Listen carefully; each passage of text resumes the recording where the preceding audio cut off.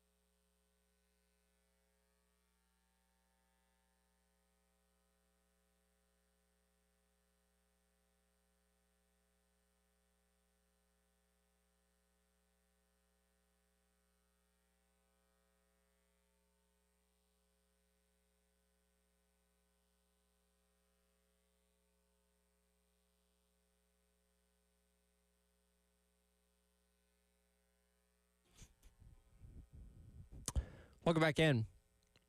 It's halftime show. It's all right. Still flying solo. Terry Ford should be here in just a few minutes as we roll along here on your Thursday. Captain Dave producing on the other side of the glass. Quickly, Dave, I did something the other day. I don't know how often you do this, that just felt very satisfying. I went through, I had some time, and I deleted all the old files out of my folder on our station computer.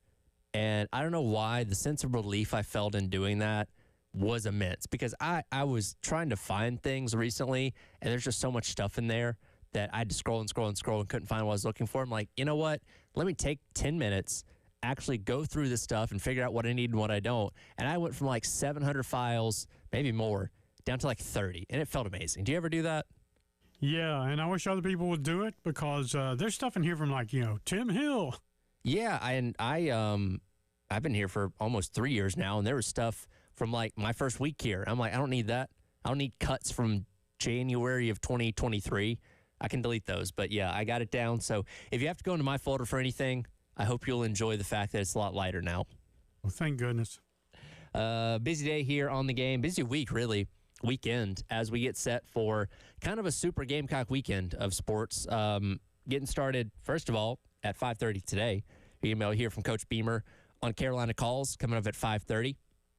That'll lead right into coverage of Gamecock baseball for game number 1 against Ole Miss, which will start at 6:30. No pregame show, because Carolina Calls will literally lead you right up until the start of the game. So that'll get things rolling today, which you'll be able to listen to on 107.5 The Game in Columbia and 100.3 The Game out in Myrtle Beach.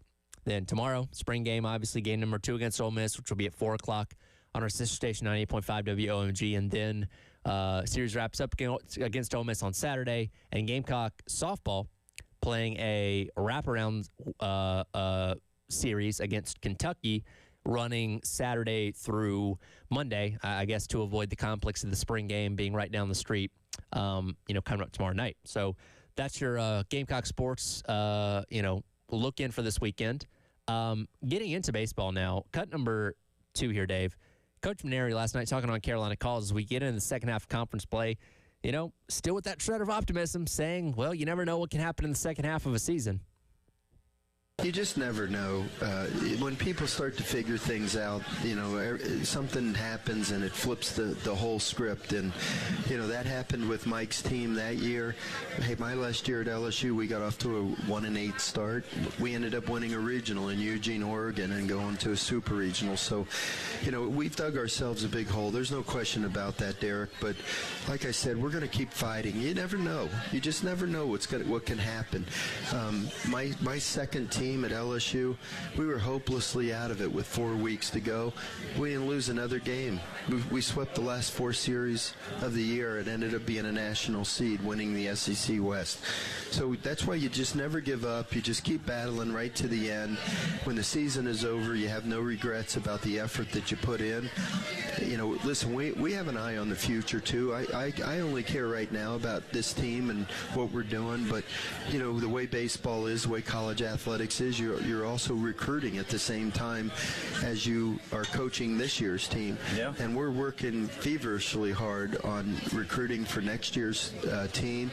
Now we'll have an opportunity, with being here in time to really do it right. When you get the job in a transition in sometime in June, you don't have much time. And we were able to get a few pieces, Nathan Hall and Henry Kazmar and guys like Ashton Crowther have contributed. We were able to get some people that helped us. But when you can get a full recruiting class in, it makes a big difference, because you're recruiting them to your style of play and what you're looking for in ball players. But in the meantime, listen, I've got a great group of kids, and they've been wonderful to work with. I love them all to death, and they're doing the best that they can, and we're going to do the best we can right to the very end. Absolutely. And, hey, give them credit. They're not giving up. Now, are they playing for a whole lot? Not really, unless they just go on some kind of magical run these next, handful of weeks in your 5 remaining conference series, where realistically you probably need to win somewhere between 10 and 12 games to give yourself a shot at the postseason, which unfortunately I don't see happening, and I don't think most people in this fan base see happening. But as you could see from the other day, by getting out to a 12-2 lead against Texas A&M, they're still trying. They haven't given up. Do they have the talent to win this series? They don't. But again, points to them for not just folding. Much like the men's basketball team, it's really funny the comparisons we've been able to make between these two teams because it's so similar, right? The only difference is, Paris is in year 3 and Maneri's in year number 1, and obviously their resumes look a lot different when you compare them one to the other. But men's basketball played a ton of close competitive games against really good teams. I mean, they had the national champions on the ropes, and we're going to beat them, save for the final 5 seconds of the game. Same thing with the team that they played in Auburn in the Final Four. Like, Carolina had them beat for a majority of that game and to let it slip through their fingers. And for South Carolina, they put themselves in position plenty of times against tons of ranked teams to win games or at least be competitive going into the final couple of innings and not been able to close the deal for the most part, not been able to get a series win. That's the thing that is, I guess if you're trying to play for anything at this point, find a way to get yourself a series win. Do not go through this entire slate of conference games, and we'll throw in the Clemson game as well, the Clemson series as well. All of your series against Power 5 opponents, 11 in total, you don't want to go over in terms of series when that's all said and done. If you can find a way, and I know Maneri said the other day they're not looking to play spoiler, but man, how good would it feel if Ole Miss came in here this weekend? They're scuffling a little bit. They've lost 3 out of the last 4, including to Little Rock in the midweek. What if they came in here as the number 11 team in the country and Carolina took 2 or 3 against them? Again, does it change South Carolina's projections in terms of actually having a postseason future? Not really, but makes you feel good. And there's something for that. And we use the word momentum a lot. Does that help you carry some momentum in the back half of the season and into the offseason? Maybe. It's better than losing. And I think that's what most people are hoping for if you're still tuned in. Because, hey, look, trust me, I believe you. If I understand if you are tuned out now, if you've not cared about this baseball team in the past 3 weeks because you knew they weren't good enough to compete and win consistently in the SEC, I don't blame you. I get it. But if you are still tuned in, maybe you're just hoping a miracle happens or hoping they can at least find their footing to a degree and, not end SEC play with, less than 7 wins. They got 2 right now. They're 2-13. So if you took 1 game out of the remaining series, you'd be 7-23, which is not great. Again, if you can find a way to win 2 out of 3 out of a series and maybe flirt with winning 10 games, that's something. Again, nobody's going to get a parade or a plaque or a statue for it, but considering where you're at as of right now, you'd probably take it. I think you would. And again, we'll see what happens. We'll see what happens coming up. Later on tonight with game number 1, and then on to game 2 tomorrow, and on to game 3 coming up on Saturday. And see if maybe you can get something turned in the right direction. SQ's obviously back and healthy now. You've taken Matthew Becker out of the starting lineup once again, reinserted Braden Stone. I thought it was funny. It was another clip that Maneri was talking in yesterday where, he was talking about moving Becker back to the bullpen, and just being brutally honest, he said, guess what? Brandon Stone throws strikes. I know it's a novel concept for a pitcher, but when they throw strikes more often than not, that's a good thing. And we've watched this entire season, you've had a litany of pitchers that have just walked and walked and walked and walked and walked and walked and walked, and to have a guy that, whether he's getting hit on or not, to consistently throw strikes, to put yourself in a position to at least put the ball in play and get outs, as opposed to just giving guys free passes, you'll take. And we'll see what happens. Again, game number 1 coming up tonight with 6:30 start time, no pregame because Carolina calls with Coach Beamer. So that's what's going to get your weekend started, and we'll obviously have a game to talk about tomorrow afternoon to see what happens over there out at Founders Park. It is the halftime show. Tyler Head, Terry Ford has finally arrived. Captain Dave on the other side of the glass. We'll tell you what's trending, we'll to remind you what's going on if you just woke up, coming up next here on the halftime show on the game.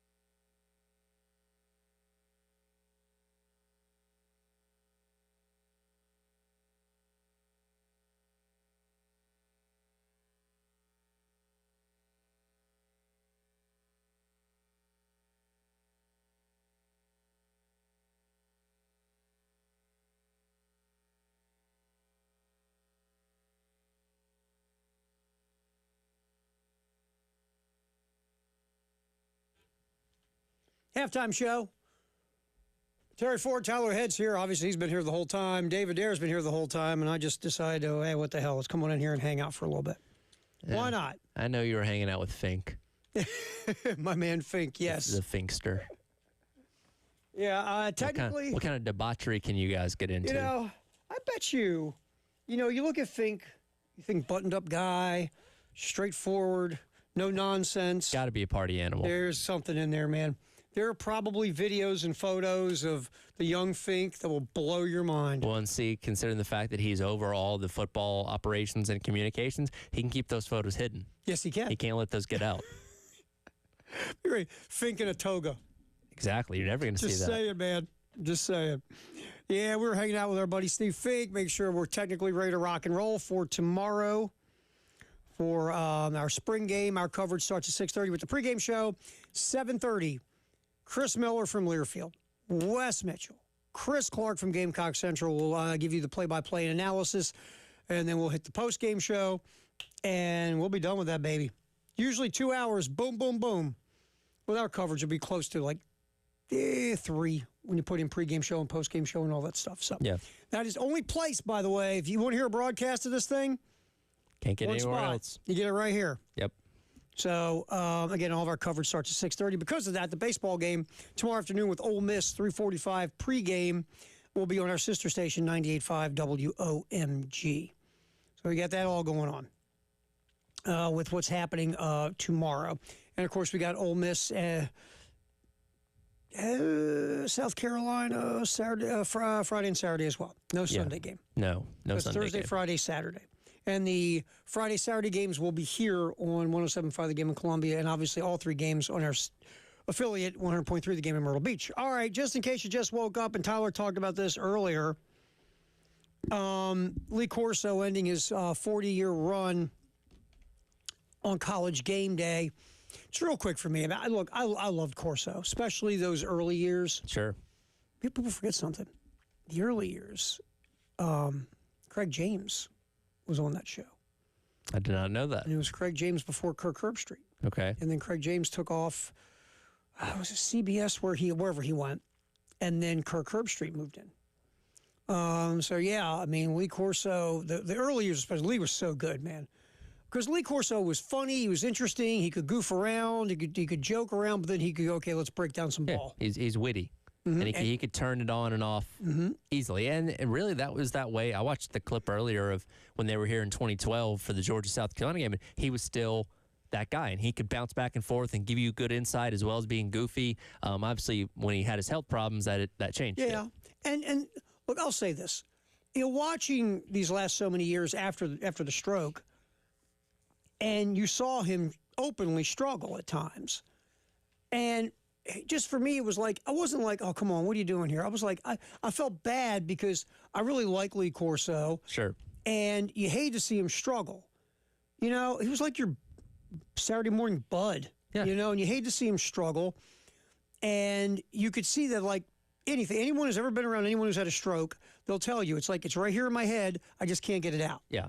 And you could see him, it's there in his head, and he just couldn't communicate it for whatever reason. And sometimes it was tough to watch because you hated to see your Saturday morning bud struggling. Yep. And, there were people, you should keep him off the air, blah, blah, blah, blah, blah, and I saw all that kind of stuff. And I kind of looked at it as a reverse.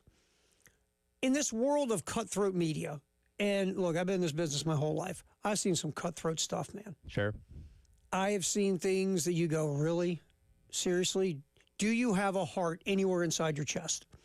Where so many decisions are made by the bottom line, the spreadsheets, the money. It's a business. Yeah, but how about human beings? I thought what ESPN did by keeping Lee Corso on and kind of cocooning him about how to use him, and especially and you brought it up, I was listening to it on the way back over, how they almost are going, okay, we're looking, we'll use Lee for the headgear today, or we're going to use Lee in the beginning and then bring him back for the predictions and the headgear. Yeah, and you can see he had notes written out, and that was kind of guiding him along. And essentially, Kirk Herbstreit takes care of him on the show and stuff like that. So he had a lot of help. And you would see Herbstreit do it, and it was very subtle. right? Yeah. These last so many years, like Kirk just put a hand in, like on his arm real quick Yeah. or something, or just in a very like down low way, like guide him around a little bit.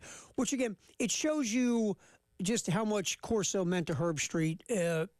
Personally, but also just that synergy and the vibe and the respect Corso got on that show. Sure. Because he helped put that thing on the map. Without Corso, that show isn't what it is today. No. Flat out not. And look, no offense to Pat McAfee or anybody else they bring on that show, or even Nick Saban, they're never going to be Corso. No, they're not. And I brought this up earlier where, you now have that coach's perspective from Nick Saban, and you now have the goofy personality of Pat McAfee that can bring you the entertainment side of things that, again, will never replace what Lee Corso was, but those elements will still exist in the show, just not quite in the same way. And again, for the past couple of years, there have been several episodes where he just wasn't there in general because of health or whatever. So it's almost like we've been slowly preparing for this for the past handful of years. And as I said earlier, I'm glad that he got to decide when the end was, because I think that was a fear of a lot of people, is saying, hey, is there 1 week and then has another stroke or something like that, and then he can never be on ever again, and we don't give this final farewell and send-off. And now they got 4 months to put together video packages and highlights and bring on a ton of guests. And yeah, that is going to be the opening of college football's, week 1, and there's going to be plenty of previewing games and stuff like that. But because you can't almost do that in the middle of the season because so much is going on, so many storylines of the playoff and all that kind of stuff. But week 1 of college football, I feel like, is the perfect way to do that, because you're going to talk about games, but you don't have to be as in depth about it. No, you're and not you can looking spend more back at the time week before, right? Exactly. You can spend more time kind of focusing on him, giving him his proper farewell. Yeah, so after 40 years, Lee Corso will retire. And again, love me some Lee Corso. It's great. It's another one of those things, too, for yourself. You sit back and go, wow, everything around me is getting old. You know what that means? So am I. Oh, jeez. And that, again, it's like when you watch a player's kid play. Yeah. And you go, wow, I remember watching this old man. God, am I getting old. It's like part of like watching Shedeur Sanders. You watch Dion, and now you're watching his kid who's going to be a first-round pick in the NFL draft. You're like, oh, wow, am I getting old? Yeah. So Lee Corso, thumbs up, my man. It was a career well done. Absolutely. 40-year run at College Game Day. All right. Obviously, we have the spring game coming up here on 107.5, the game tomorrow. And, Shane, Elijah will be calling a play in the spring game. Elijah Campbell, our afternoon co-host with Jay on the postgame show. And that's going to be interesting. And and so Shane was on with those guys yesterday discussing, the fun that will be this play. And that's the thing. Look, we've talked about this. The spring game tomorrow, and you guys did a nice job today breaking down, okay, who are some of the people we want to look at or positions we want to look at just to see them. Yeah. Just to see what they do. Almost every position has a question mark at it to some degree. Yeah, and so that's going to be something. Also, but the fun of it is like Shane letting Elijah call a play. And Elijah's like, do I go wishbone, triple reverse, flea flicker? What do I do? Now, see, this is the slow process of us coaching the teams next year. Right. See, we can split the staff in half, and me, you, and Elijah can coach one team, and Jay, Bill, and Preston can coach the other. I like it. I like this. Yeah.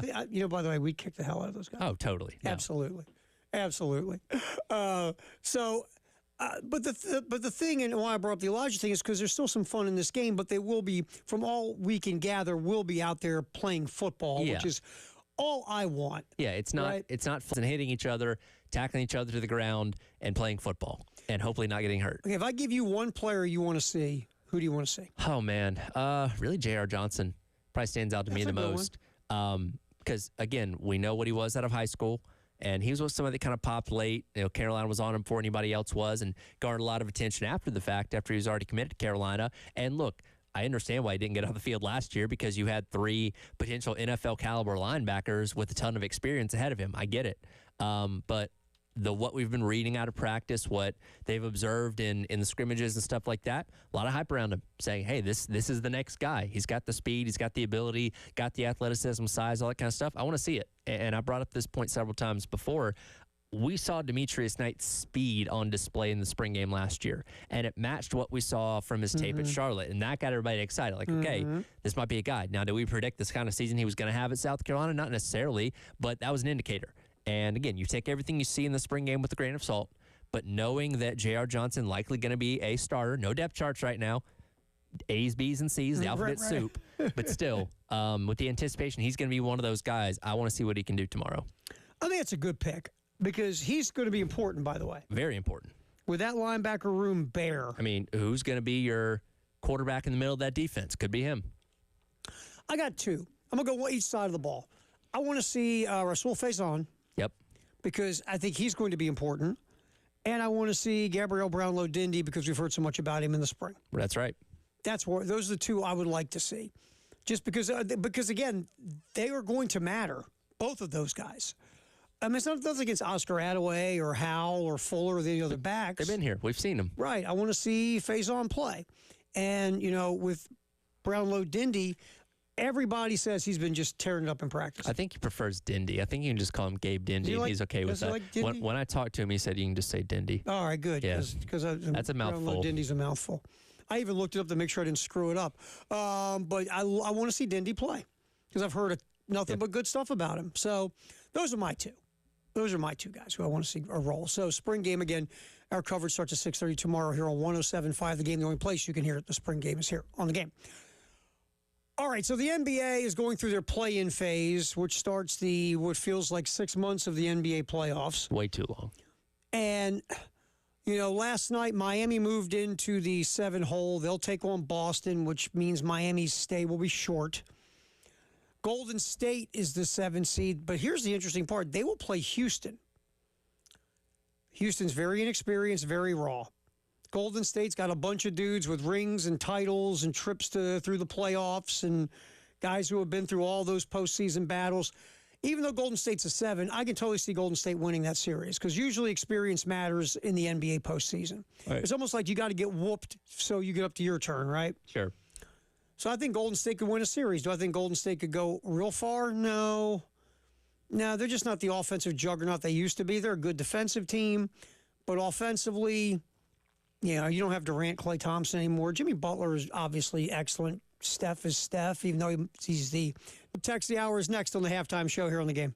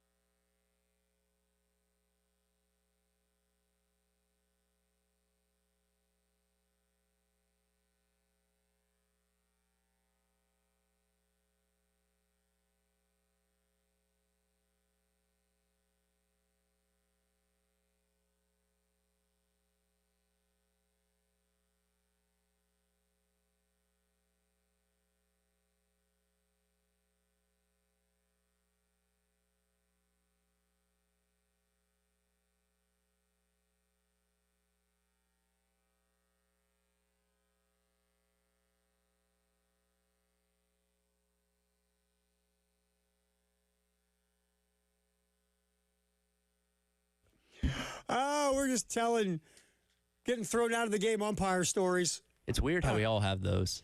Yeah. My dad got thrown out of a Little League game one time. Playing or as a dad? No, as a dad. He sat behind home plate, and he wasn't even talking to the umpire, but the umpire heard him talking to my mom about him, and I'm standing.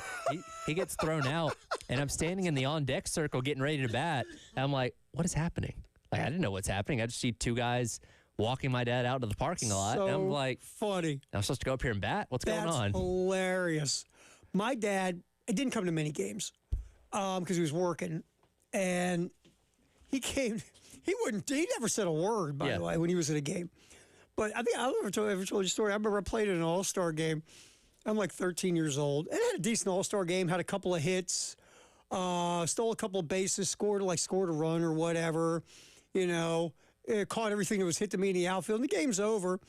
And, I'm a kid. I'm running over. All right, my dad's going to say how great I am, and we're going to probably go out and get some ice cream, and this is going to be great. Maybe he'll flip me a 20. Sure. Maybe buy me a 40. But so I'm like all excited, right? I walk over, and my dad, like typical Dean Ford, he's got his lung dart, takes the head off of it and goes, boy, how'd you miss that cutoff man like that? Oh, I told you better. You got to hit that cutoff man right in the face. What the hell kind of throw was that? You're only as good as your worst mistake.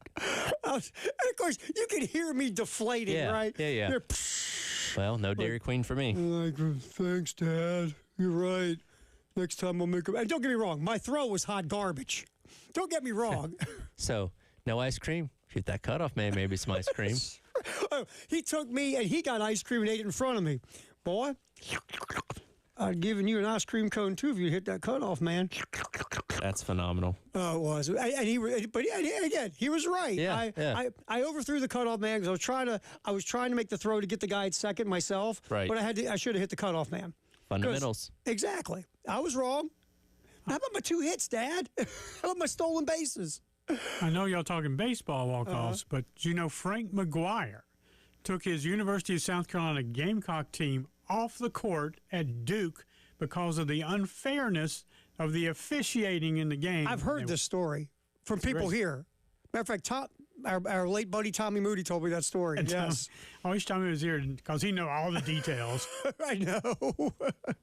That's a great story. He probably knew what socks McGuire was wearing in that game. He did, I guarantee you. He had these black dress socks on. But that's a great story. We're leaving the court. And that's like a major college basketball game. Yeah. I told you, hilarious. I had a baseball coach in high school. We did that. He got thrown out of the game. We packed up and we left. And we were down the street at McDonald's 10 minutes later while the other team was still on the field. I also got yelled at by the manager at McDonald's, but that's a different story. Oh, you want to get into that story? Do we have time?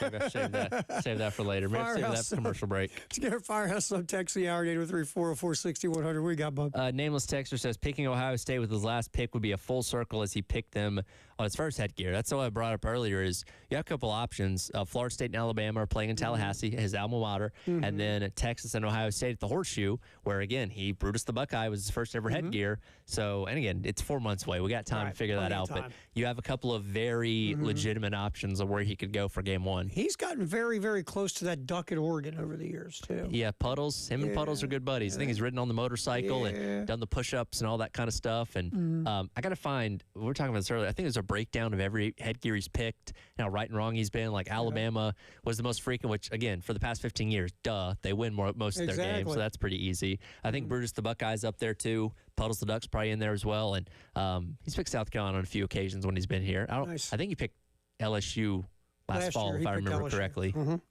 Yes, he did. He picked LSU. So, excellent text. We appreciate that, like always, on our text line, 803-404-6100.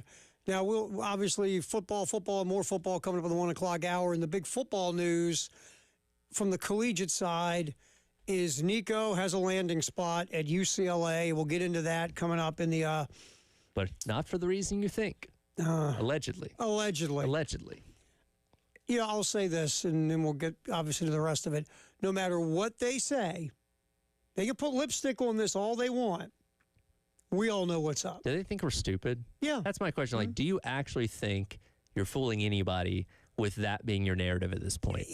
My thing, honestly, with just the stuff in general, usually if you just come clean, It's just the best way to handle it. Sure, because we all know. Yeah, if you instead of trying to treat everybody like they're morons, and then in turn you look like a moron. Yep. Why don't you just go, look, guys, we're trying to get more money. I mean, we're a capitalistic country. We were trying to get more money. It backfired on us, and now we got to regroup. But we're happy to be at UCLA and start over. I think some people might respect you for that.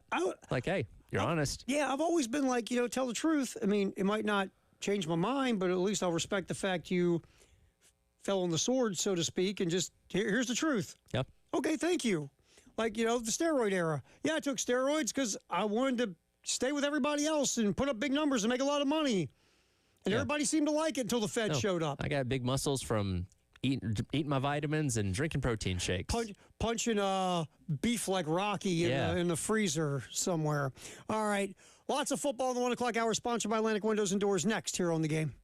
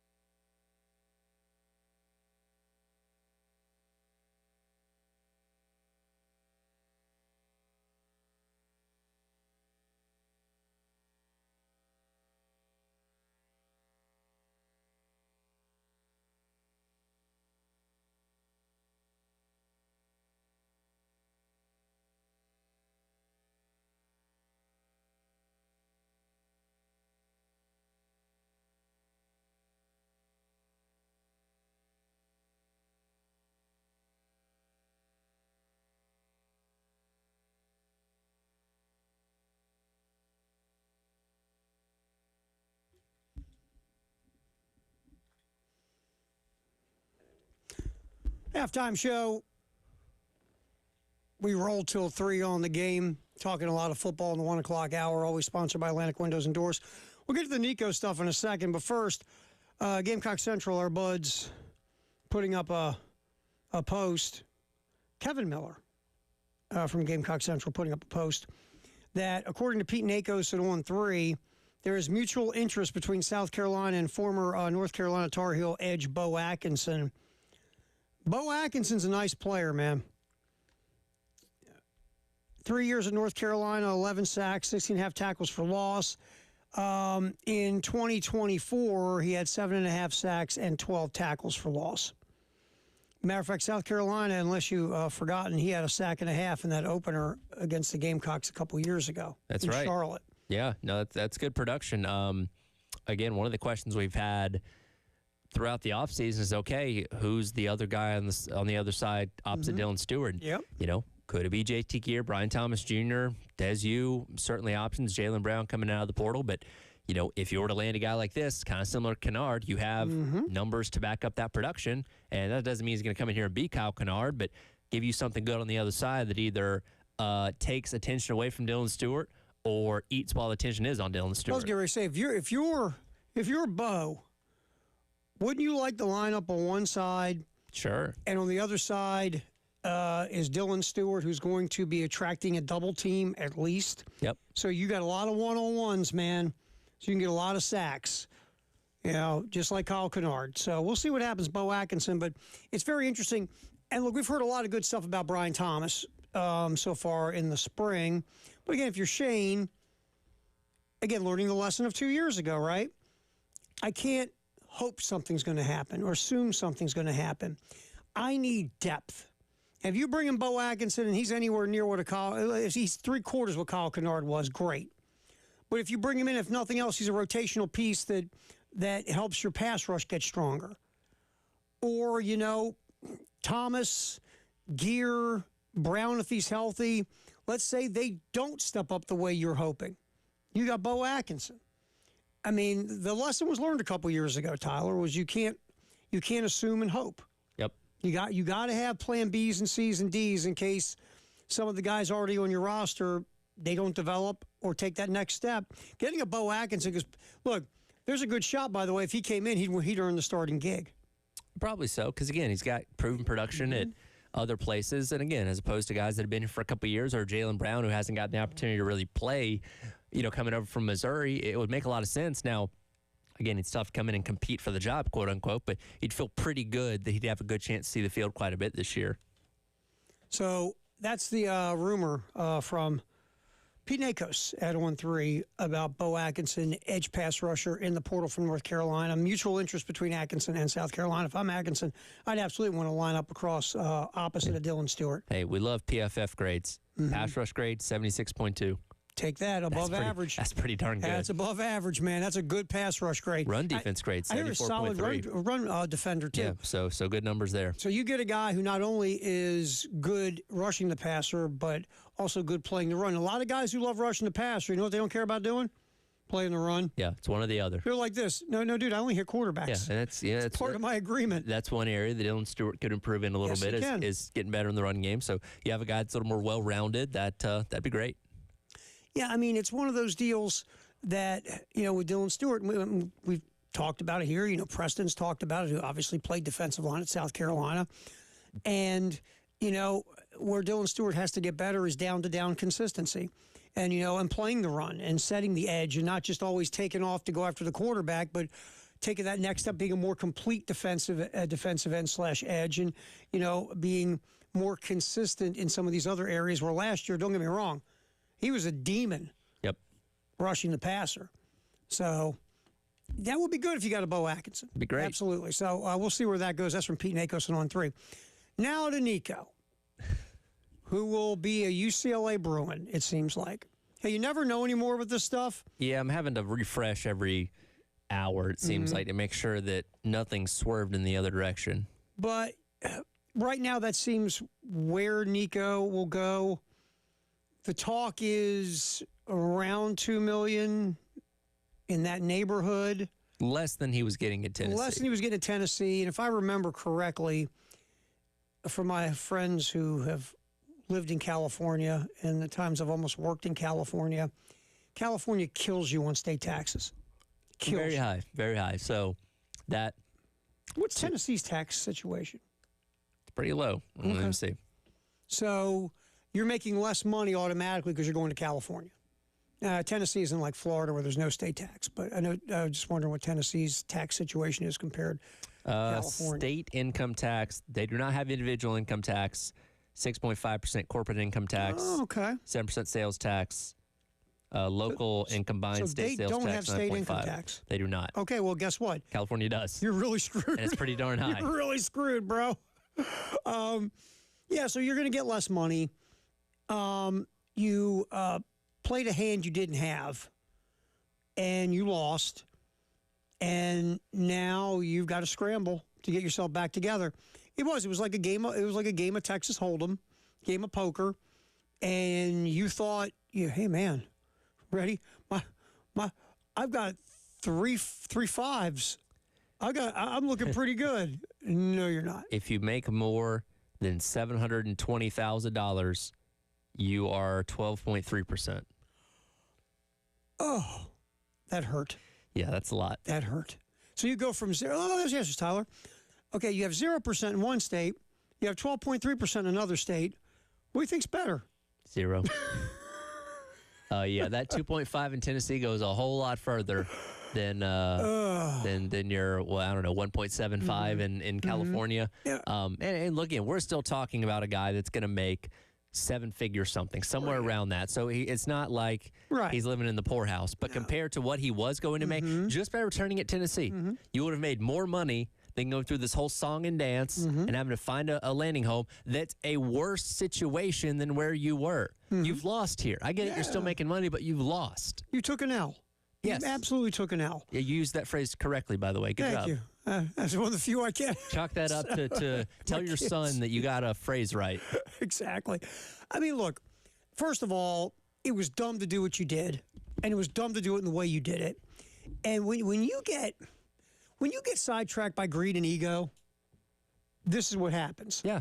And look, I know this system, I mean, hell, is it even a system? Whatever this mess we have in college athletics, I know it created the monster of Nico. Sure. Because Nico was wined and dined in high school and given millions of dollars to come to Tennessee. Before he ever proved a single thing, just like Bryce Underwood at Michigan. Exactly. And we've had this conversation. Why are you throwing all this money at people who are unproven? And Nico's a great example. Everybody thought he couldn't miss. Yeah. And he hasn't missed yet, but not the player they thought he was going to be so far. Was he god-awful? No. Okay. But he wasn't what you thought he was going to be. And again, the reason they got to the playoff was their defense and run game. In a team and an offense designed for quarterbacks to be successful. Hendon Hooker and Joe Milton, as inaccurate as he is, and we joke about it all the time, made it to the NFL through Josh Heupel's offense. Nico could have done the same thing. Now he made his road a lot harder. Right. Well, all the great parade of UCLA quarterbacks over the last 7 years. Let's see. Josh Rosen was great. Josh Rosen. You know the last UCLA quarterback, I think, off the top of my head, who did anything in the NFL was Troy Aikman. Is Dorian Thompson-Robinson still around? Yeah, but he's just a Brent journeyman. Hundley was around for a little bit as a backup. Yeah, they were just dudes. Yeah, They were like, in your world of wrestling, they were jobbers. Pretty much, yeah. I mean, the last really good quarterback out of UCLA was probably Troy Aikman. Yeah, so congratulations. By the way, you're working with less than half the talent. New offensive coordinator. First-time offensive coordinator. Tino Sinceri has never called a play in his life. No, he has not. Good luck. Yeah. Good work, Nico. We get to play at the Rose Bowl for, the 20 people that show up. And that big tarp with the cute Bruin on it. Look, you should have. See, this is when you don't have anybody smart in the room. Yeah. If someone would have said, hey, you see what Carson Beck's getting? Heck, Nico's numbers are just like Carson Beck's. Let's go get $4 million. Somebody should have said, whoa, stop a minute. And what's that thing that the smart relative always would say that would drive you crazy? Let's get a piece of paper out, put a line in the middle. Wait, the pros and the cons. The pros and the cons. I don't want to do that. No, come on. Let's just go do it right now. And then in the end, you're like, they're probably right. Exactly. If you'd have wrote the pros and cons down, you would never have done this. You would have said, look, our guy was okay. Not great, not terrible. He was okay. We were making some pretty good bag, right? Yeah. So let's just go out there and with a year under our belt, let's go up our performance level. And if we are as good as we think we're going to be, then after year 2, we can go with our hand out. Yeah. Look, they thought they were going to call Tennessee's bluff. They're like, hey, if we leave, you don't have a quarterback. Mm-hmm. And Josh Albert's like, okay, bye. See ya. That's like I had a buddy in radio who was a morning guy at a radio station. And the station did well, but the station always done well, right? Yeah. And so he was doing mornings, and he decided it was time for him to go in there and ask for more money. And he got a job offer outside of radio that was going to pay him more than his radio gig. Yeah. But, because he's so wonderful and awesome and great, Sure. he went in and said, hey, Well, the place would die if he wasn't there. Exactly. So he went in, sort of like he's the Nico of radio. He went in and sat down and said, look, I love it here. I love doing what I'm doing. Blah, blah, blah, blah, blah. I got this job offer, and they're going to pay me 30% more than I'm getting now. GM sat there and went, yeah, well, we're going to miss you. Like, congratulations. You want to negotiate? Yeah, you're making you're going to do really well for your family, and you're going to take care of yourself. That's a lot more money than you're getting here. Hey, good luck. You just sat there like, what the heck? Well, what the heck just happened? They were my bargaining chip.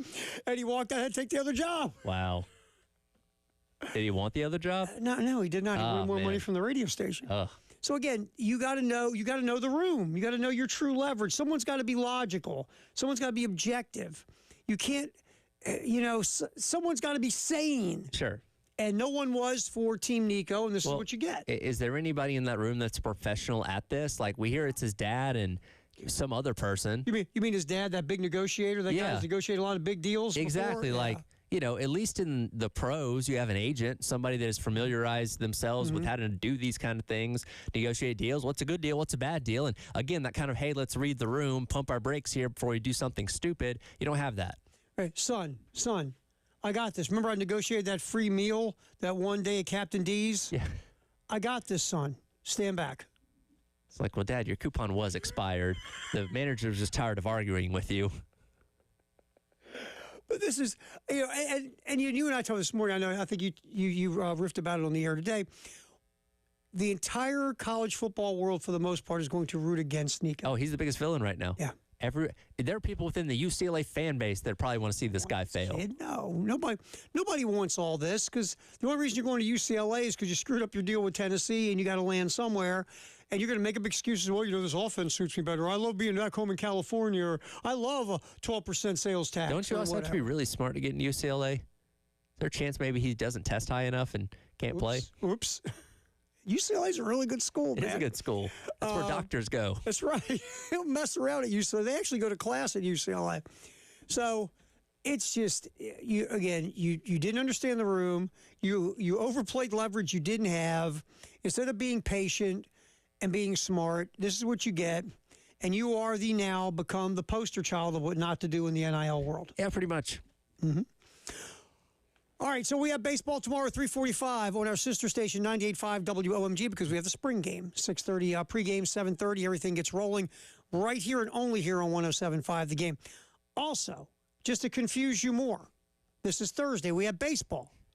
We have baseball after Carolina calls with Shane Beamer, special spring game version, 5:30, 6:30 baseball with South Carolina and Ole Miss. Confused? Sure. Good. That's my job. Football, and lots more football here in the 1 o'clock hour, sponsored by Atlantic Windows and Doors. We've played a lot of Shane in the last couple of days. We'll grab a couple more cuts from Shane. We'll talk about the young guys playing in front of big crowds for the first time. How can this spring game help? We'll hear Shane talk about that next here on the Halftime Show on The Game.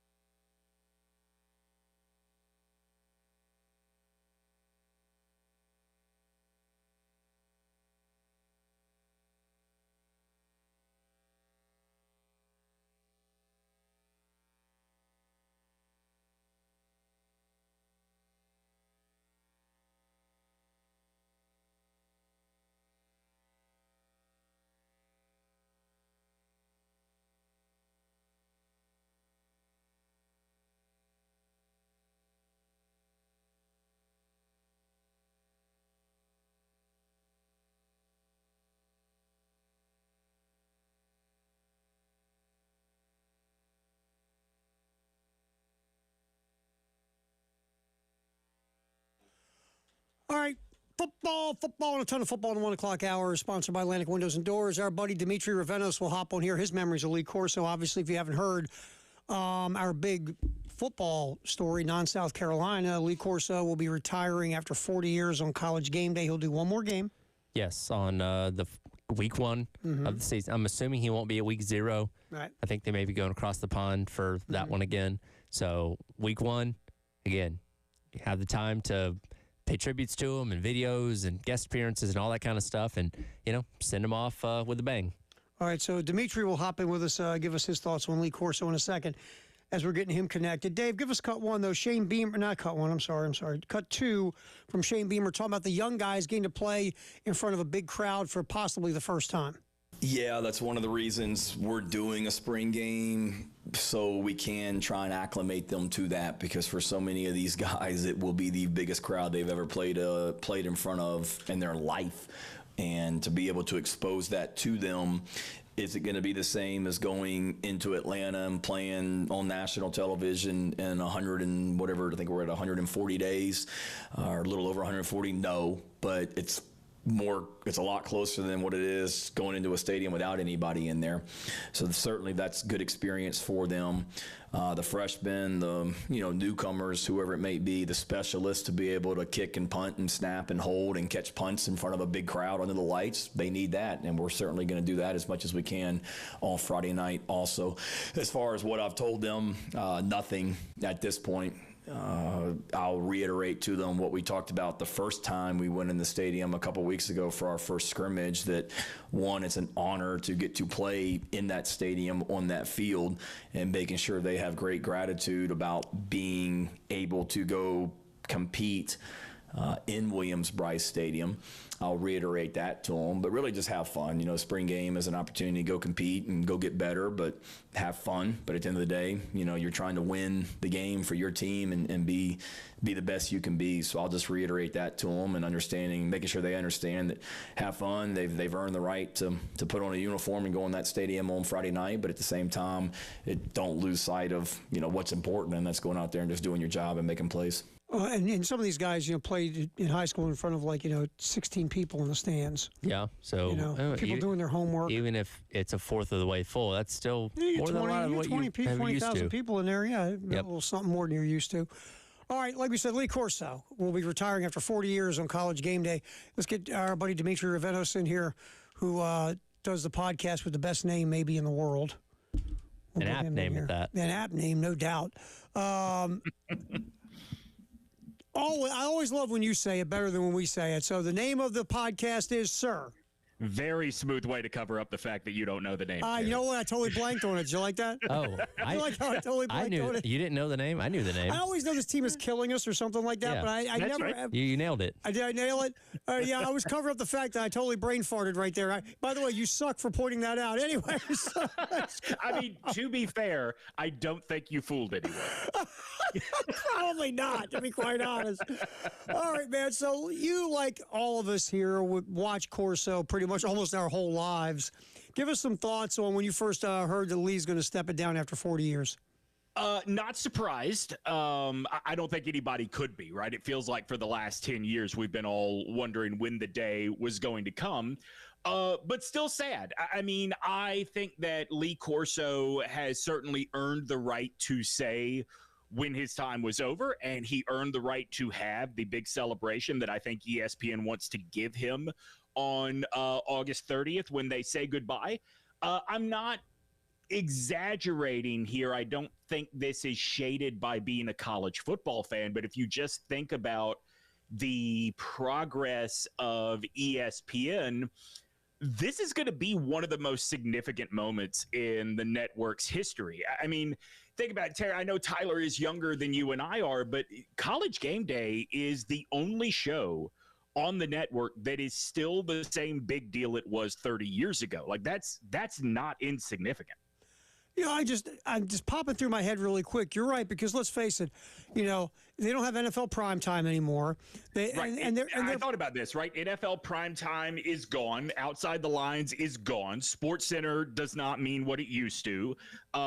Baseball Tonight is barely a shadow of what it used to be. That leaves College Game Day. Their NFL pregame show is not what it used to be either. Right, exactly. Yeah, you know what? And really, College Game Day, that's probably the one that still carries weight on that network. I won't disagree with you, just firing that through the top of my head. Yeah, I mean, and so even though now, like, I don't know where you guys are at now. I just don't think College Game Day is appointment television anymore. And that has nothing to do with any of the personalities on the show. That has more to do with the fact that the show is more geared towards the people in the crowd than those of us watching at home. So understand that that's where I'm coming from when I say this. I think what makes Lee Corso so important, though, is guys in their 40s, maybe a little younger, maybe late 30s too. Lee was probably the first dude you saw with the attitude of, yeah, the guys on the field are taking it seriously, the coaches are taking it seriously, but for the rest of us, this is just entertainment, and we can have fun with it. So I'm going to put on this duck head today, and that's going to be, what this show is built around. I think that's a really important moment in a lot of people's college football fandom, and he was that center of the show, long before Reese Davis was even going through HR training at ESPN. It's been a long time. And I think that's an interesting point that you bring up. And as a longer view of the show than myself, I think you can both speak to this. If College Game Day started today and Lee Corso was just the older guy that was putting on headsets starting in 2025, it wouldn't have the traction that it has today. Some people would enjoy it. Some people say it was stupid and dumb, and it wouldn't, get the attention that it would compared to when it started, 4 decades ago. And obviously the headgear started in the late 90s or whenever that was. And I don't know. It's kind of one of those unique things. It was a perfect storm of everything that got it to this point and created this character, this lovable grandpa of college football that Lee Corso is. That and I know we've had shows over the past couple years where he's not been there for health reasons and stuff like that. But now definitively knowing he's not going to be on there anymore, that's a kind of a harsh reality you're all going to have to deal with pretty quickly in week number 2.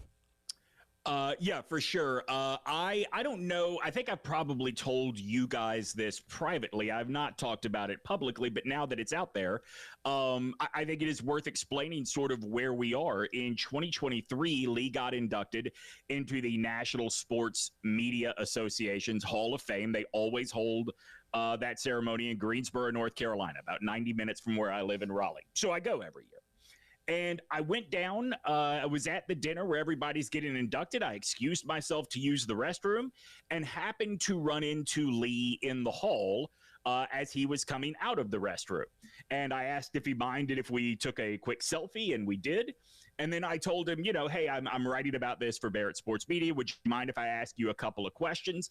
And before he could answer, his son ran over and just told his dad, hey, head on back inside. I'll be in there in a second. And he said, look, man, at this point, we've got to save every ounce of thought and strength for the stage. That is just kind of where he is right now. And I certainly understood it and was very happy to see that moment as a college football fan, as somebody for whom Lee Corso was seriously a big piece of his childhood. But to your point, Tyler, not only has he not been there for shows for weeks at a time in the last few years, when he is there, because of the way the show works now, it can be really painful to watch sometimes because it sticks out just how much the strokes have taken their toll on the guy. And I think this is a way, I thought they were doing this last year when they took the show to Indiana. I think this is a way to celebrate Lee, to give him a send-off, and do the right thing for the show at this point. Hang in there. We're going to yap with you some more about this. You got nothing to do. Come on. Yeah, how long do you need? Because I actually do have to go talk about Lee Corso with somebody else. How about we come back here and hang out for about 5, 6, 7 minutes?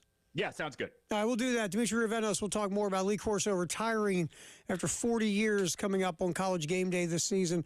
It's a halftime show in the game.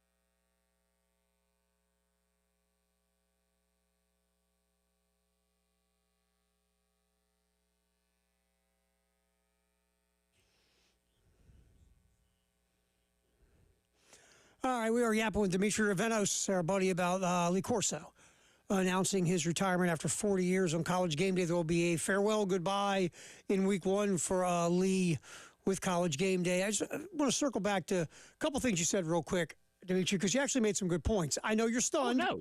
You did. Don't get big-headed. Anyway. I'm sorry, I ruined the show. It's the show is so about no logic or good points. You're right. Stop doing that. First of all, with Lee, and I was talking about this with Tyler, watching him these last couple of years because of the health issues, and you see him visibly at times struggle.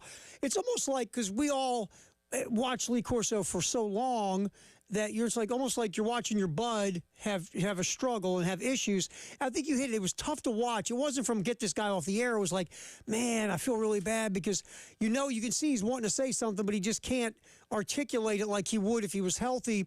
And it did. It was more of like, man, I feel bad for my like Saturday morning bud, right? It just did. You felt bad for the situation. And yeah, I mean, it was a case of he was doing something we don't often do. In fact, we probably never do when we're just talking about sports, and that was he had a script in front of him at times because, I think Kirk Herbstreit has talked about this at times. The old Lee is still in there. It just doesn't work as fast as it used to. And that really sticks out like a sore thumb when you're on stage with Pat McAfee, who is always shooting off, liners one after another. And then, and on top of that, they just weren't hiding the fact that he was working off of a script. Right. And the other thing, too, and look, we know why, ESPN kept Lee Corso around because he brings value to the show. Obviously, he's Lee Corso. Mm-hmm. But, a lot of times, Dimitri, we do see if someone has these issues and they're struggling, they'll find a way just to scoot these guys off and all of a sudden they disappear. And, again, I know there's selfish reasons for it, but I do give them props because Lee wanted to keep going, obviously. Yeah. And I give them props for trying to find a way to make it work. Real quick, Dimitri, I feel like ESPN understood they were in a no-win situation if they shuffled him off to the side because of how much he meant to that show and the backfire that would cause. Like, I don't think they had the option to just push him out to pasture. You know what I mean? Yeah, I was told by somebody who works at ESPN but does not work at the show that his understanding was nobody wanted to be the one to make the call. Everybody knew it was time, but they weren't going to do it in a way that took the power away from Lee. And that is why, honestly, knowing that, just being very blunt here, if I'm being honest, knowing that, I hope we get to August 30th. I'm not positive we do. No, I get what you're saying. Dimitri Ravenos hanging out with us here on the Halftime Show, talking Lee Corso here on the game as Lee's. And the announcement has been he will be retiring first part of the season on College Game Day. And to the other point, I know College Game Day's numbers went up last year. I get it. Nick Saban came on. They brought McAfee on the last couple of years to go with Kirk and Desmond and Reese. And you said this, are any of these pregame shows, I don't care if it's college or the NFL, are any of them really appointment television anymore with the way we can just go on the internet or go on social media and get all the pregame information that we want? Right. I mean, and they've all expanded so long that they feel more disposable than ever, too, mm-hmm. Right? I think that, to guys like you and me, and let's just, for people that don't know, we are the age group that these networks care about because we're the last age group with money.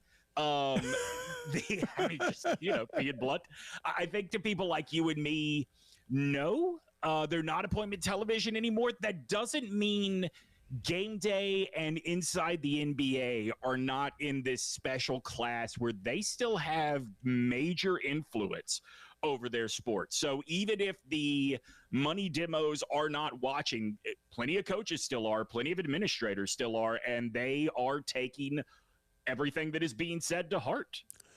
The other part of this is why everyone's looking for the next Charles Barkley or the next right now, maybe even Pat McAfee, someone who is going to make you want to watch it. Because again, I can go get all the breakdowns I want on 15 different analytical websites or whatever, but it's that personality that is going to make you watch it now, not so much the information about the games. Isn't that really the truth they don't want to say? Yeah, I mean it's a relationship thing, right? Like what good does look? Newspapers went through it, radio has gone through it, television is going through it right now. Why do I have to work as an audience member? Why do I have to work on your schedule when I have this magic little box in my hand that can pull up whatever I want right this very second?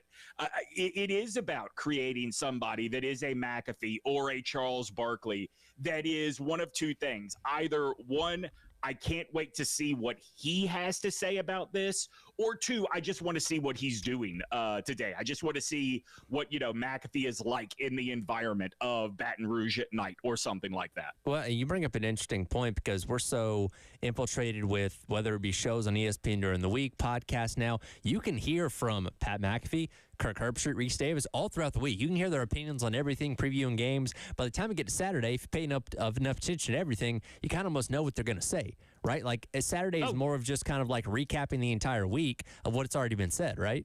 I mean, I have had to quit following Kirk Herbstreit on Twitter because, boy, I know everything he thinks now because he clearly has nothing better to do with his time.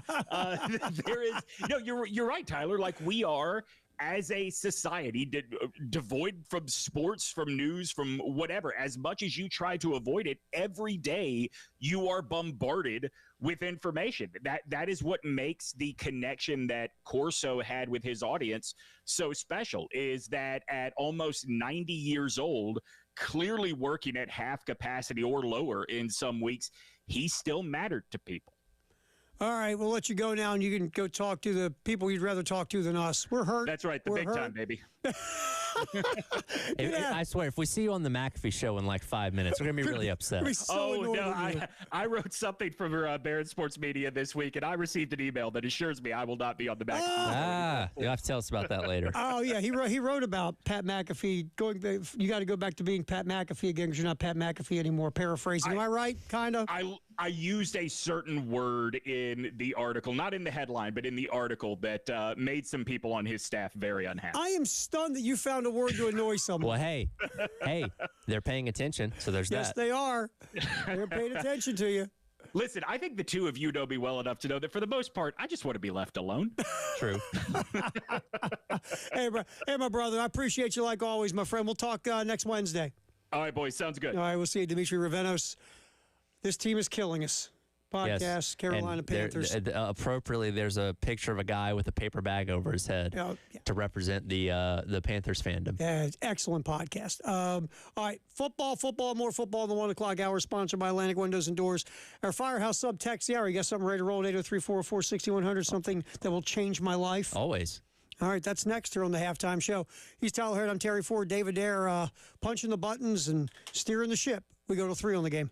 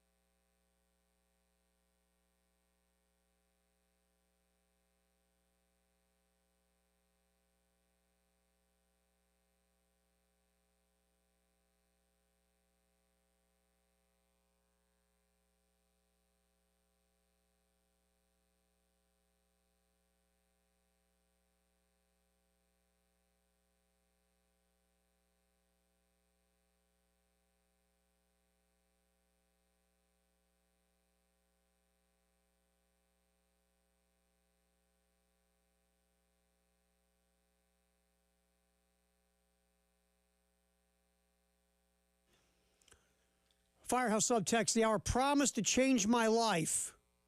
As we teased it at 803-404-6100. What do you got there on the text? By the way, we've had some pretty good stuff on this text line this week. We have. No, appreciate everybody. To the thumbs up to the texters this week. Excellent work. Getting involved. Our loyal listener Beth in Lamar says best moment on game day was the rooster incident with Corso. I actually went back and watched that clip again this morning because that's when we're like, Herb Street's very uncomfortable. Right. And he's like, whoa, what's happening? And if you've ever, and I've held Sir Big Spur. You did that. It scared the heck out of you, if I remember. And the scariest part is the fact that his handler puts his arm out for him to peck to let his anger out. Like, I'm serious. When you hold him, the handler holds out his arm so Sir Big Spur has something to peck on because he's upset that he's being held. And it's almost like you can tell Sir Big Spur that, A, I'm not the handler, and B, I don't have anything on to protect me. Exactly. Like, I'm sitting there in a T-shirt, and he's got the, like, talons in my lap. I'm like, listen, bud, if you get upset, this could go sideways real quick. I remember you were legitimately a little concerned before. Well, because Wes and Chris put me up to it because I was at their party at Still Hands the other year, and I see him come in, and like I just almost kind of like followed because he got the little cart thing, and I kind of followed him over there, and I was like, hey. And forgive me, I forget the guy's name. That's the handler. He's like, "You're Tyler, right?" I'm like, "Yeah." Unfortunately, let's do this. I think I was the first one there to do it because I'm like, I just want to get this out of the way. I remember you were like talking to me, going, I'm not gonna lie to you, I'm a little concerned about this. And so I get Herb Street, right? Right. And look, Corso had no problem with it. Oh, Lee didn't care. And you know what? If we could, it'd take a little while to come up with all of them. But if we sat here and like ranked some of the best moments. That might be top 5. Saying, bleep it on national television. That might be number 1 for a lot of people. When he called that 7-year-old kid, hey, listen here, midget. Like, that's another one. That was a great one, too. Lee, look, over 40 years, Lee has accumulated some good stuff in the bank. Because it gets to a point where you just don't care anymore, right? And we talked about it with Dimitri. He almost became invincible, right? Because... And again, the health being what it was, he was not able to contribute to the show in the same way, but nobody was going to tell him, hey, you're done. Like, that's almost kind of a power we all wish to yield, right? Yeah, Lee was bulletproof. And I'm guessing Lee knew he was bulletproof. Yeah. And that's okay. I mean, look, I've said this. We go back to leverage. Lee is the opposite of Nico. Yes. Lee had leverage. He has all the leverage. And like I said, and this is not being mean, this is just being realistic. As much as I give ESPN credit for continuing to have Lee come back every year after, the health issues, there was a reason, because Lee Corso was the most popular dude on the set. And, he helped you make money and get ratings. So selfishly, yeah. I mean, you kept bringing him out because he served a purpose for you. But that being said, I do give them credit because they did try to really make this as best as they could. Sure. Because Lee wanted to be there. Of course. Kirk Herbstreit wanted him there. Desmond would want him there. Reese Davis, they all wanted him to be a part of it. He wanted to be a part of it.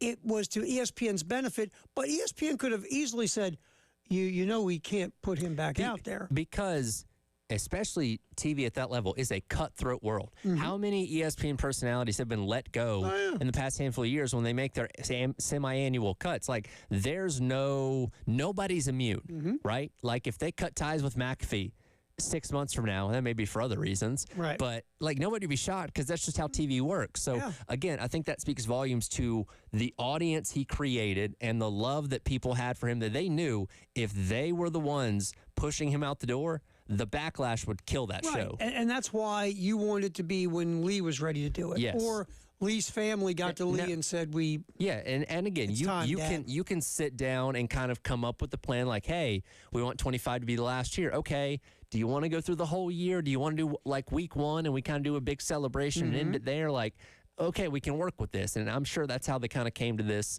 conclusion. Because again, asking him to go here, there, and everywhere for another 3.5 months, that's a lot on the guy. Yeah, I mean, you think about the health issues and the age of Lee Corso, and it's this just works out perfect because now you can give him the send-off he deserves and the celebration he deserves, and then you move forward, and of course your show's not going to be the same. No offense to Pat McAfee, Nick Saban, Desmond Howard, Reese Davis, Kirk Herbstreit. It's just not going to be the same for the reasons we just brought up with Dimitri. A, no one's Lee Corso. Sure. And B, we don't make anything outside of live sporting events appointment television anymore. And it gets people used to the show without him in season, right? Because let's just say he decided to go to the end of the year and, rivalry week, Thanksgiving weekend was his final show. Then we're spending so much of the offseason talking about, man, game day is not going to be the same. It's going to suck. I'm not going to watch it this year, as opposed to he's gone after week 1.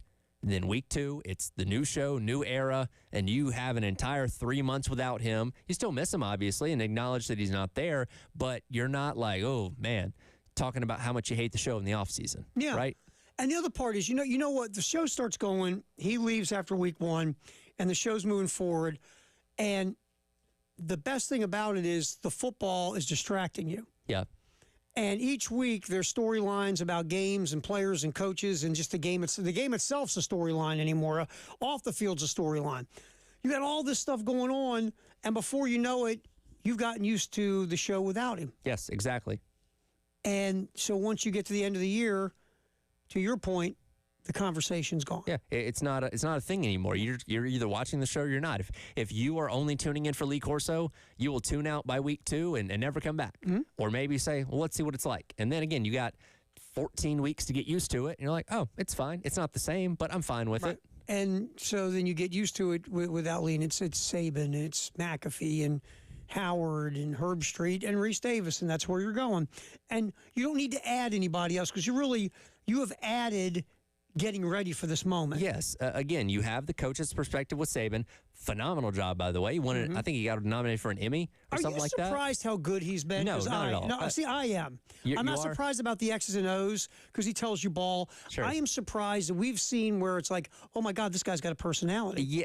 I'm not surprised. I'm glad it happened. Because, again, you feel like that's always been in there. In his last couple years of coaching, he became a little more open with the media. So it's like, this guy's actually a genuinely cool dude that's not just like this football freak. And game days allowed him to show that side. I've always said this about him. And again, I am pleasantly surprised about how much personality he does have. Yes. And by the way, the commercial for the Airbnb, the VRBO. Oh, my God. Yeah, it's phenomenal. Great. But with him, I always said this to people, though. I go, yes, he comes off like he's got the personality of a kicking tee, but you can't recruit as well as he does, because he's the closer. Yeah. You can't recruit as well as he does if that personality we see on TV is truly his personality, because you're not going to connect to these kids. Yeah. You're just not going to. He showed you what he wanted to show you. Yeah, and then you hear the saying he likes that starts with D's. Yeah. And you start hearing these trickling out pieces from players and former players, and then you get to watch game day and you're like, oh, my God, this guy has personality. Wow. One time I want to hear a recording of him saying it. I would love. We've read it. I want to hear it. I am going to tell you, if I ever got a chance to hear him say that, that might be the single most funniest thing I've ever heard. That's a bucket list item. Hear Nick Saban make that joke in person or on a recording or something. Because we've all got the buddy that does it. Oh, sure. I had a buddy, I swear. I grew up going to high school in the early 2010s. I know all about it. I had a producer in Baltimore. He made that joke at least 5 times a day. Yeah. So I would love to hear Nick do it. It would be great. All right, so appreciate the text like always, 803-404-6100. What's trending at 2? Paul Maneri talking yesterday on Carolina Calls, the Gamecock baseball coach. Something very interesting came out of last night's Carolina Calls I want to bring up next here on the halftime show, here on the game.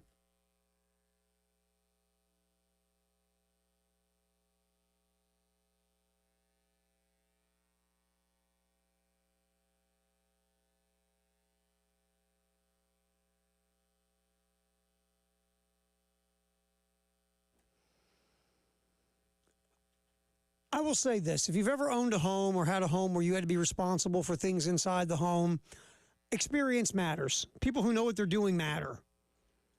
No offense, I have a handyman right now. I wish I had the people at the Nest. Is that mean? Is that a mean thing to say? Yeah. Is he listening? Probably not. No, he's not listening. 7 years of experience at the Nest. Whether you're looking to, redo things in your bathroom, like get a new tub, you want to upgrade the plumbing, the fixtures, lighting. Maybe you want new appliances in the kitchen. 7 years of experience at the Nest. If you are looking for experience, folks, You just call 803-978-2025. They'll put you at the right department with the right expert. You tell them your vision, your budget, your goals. They'll bring you in for an appointment, walk you around the incredible showroom, and they'll get this deal done for you, and you will be quite happy. Go with the experienced folks who knows they know what's up at the Nest. 803-978-2025, Gadsden Street in the Vista, the Nest.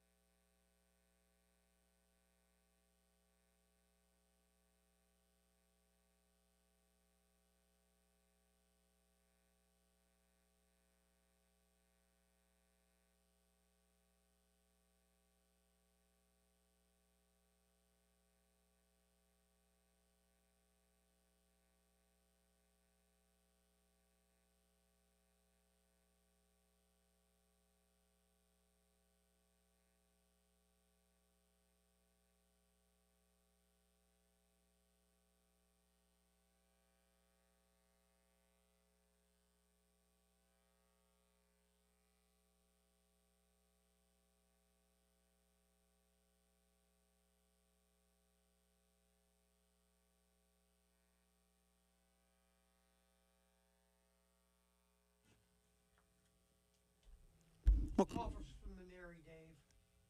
So go to today's cut list real quick. What's trending at 2, sponsored by Traditions Fine Jewelry, Gamecock Traditions on the halftime show. Paul Maneri talking during Carolina Calls yesterday with Derek Scott. I want to grab a cut, which I think is very interesting, about pitching. A couple of cuts about pitching. Let's go to cut one first, Dave. And let's hit the rotation for the weekend against Ole Miss. Again, cut one. We're going to go with Brandon Stone Thursday. Jake McCoy Saturday, and hopefully Dylan Eskew on Sunday. Saturday, excuse me. Thursday, Friday, Saturday. Thursday, Brandon Stone. Friday, Jake McCoy. Saturday, hopefully, Dylan Eskew. He feels a lot better today. I was starting to get a little worried about him because besides, having the oblique and the concussion, he hadn't pitched in 3 weeks. And then all of a sudden he goes out there and throws 3 innings. Actually, 55 pitches, which was great. The limit was going to be 60. I didn't think there was any way we'd get 3 innings out of him, knowing his history, how many innings he throws how many pitches he throws per inning. But it worked. But his back's really sore, and other parts of his body are sore, from just inactivity. But I just saw him in the training room, and he feels a lot better today than he did yesterday. And actually, he's scheduled to throw a bullpen today. So I'm feeling real confident that he'll be ready to make that start on Saturday. So Brandon Stone going back in the rotation. McCoy has struggled with his command, and that's an understatement.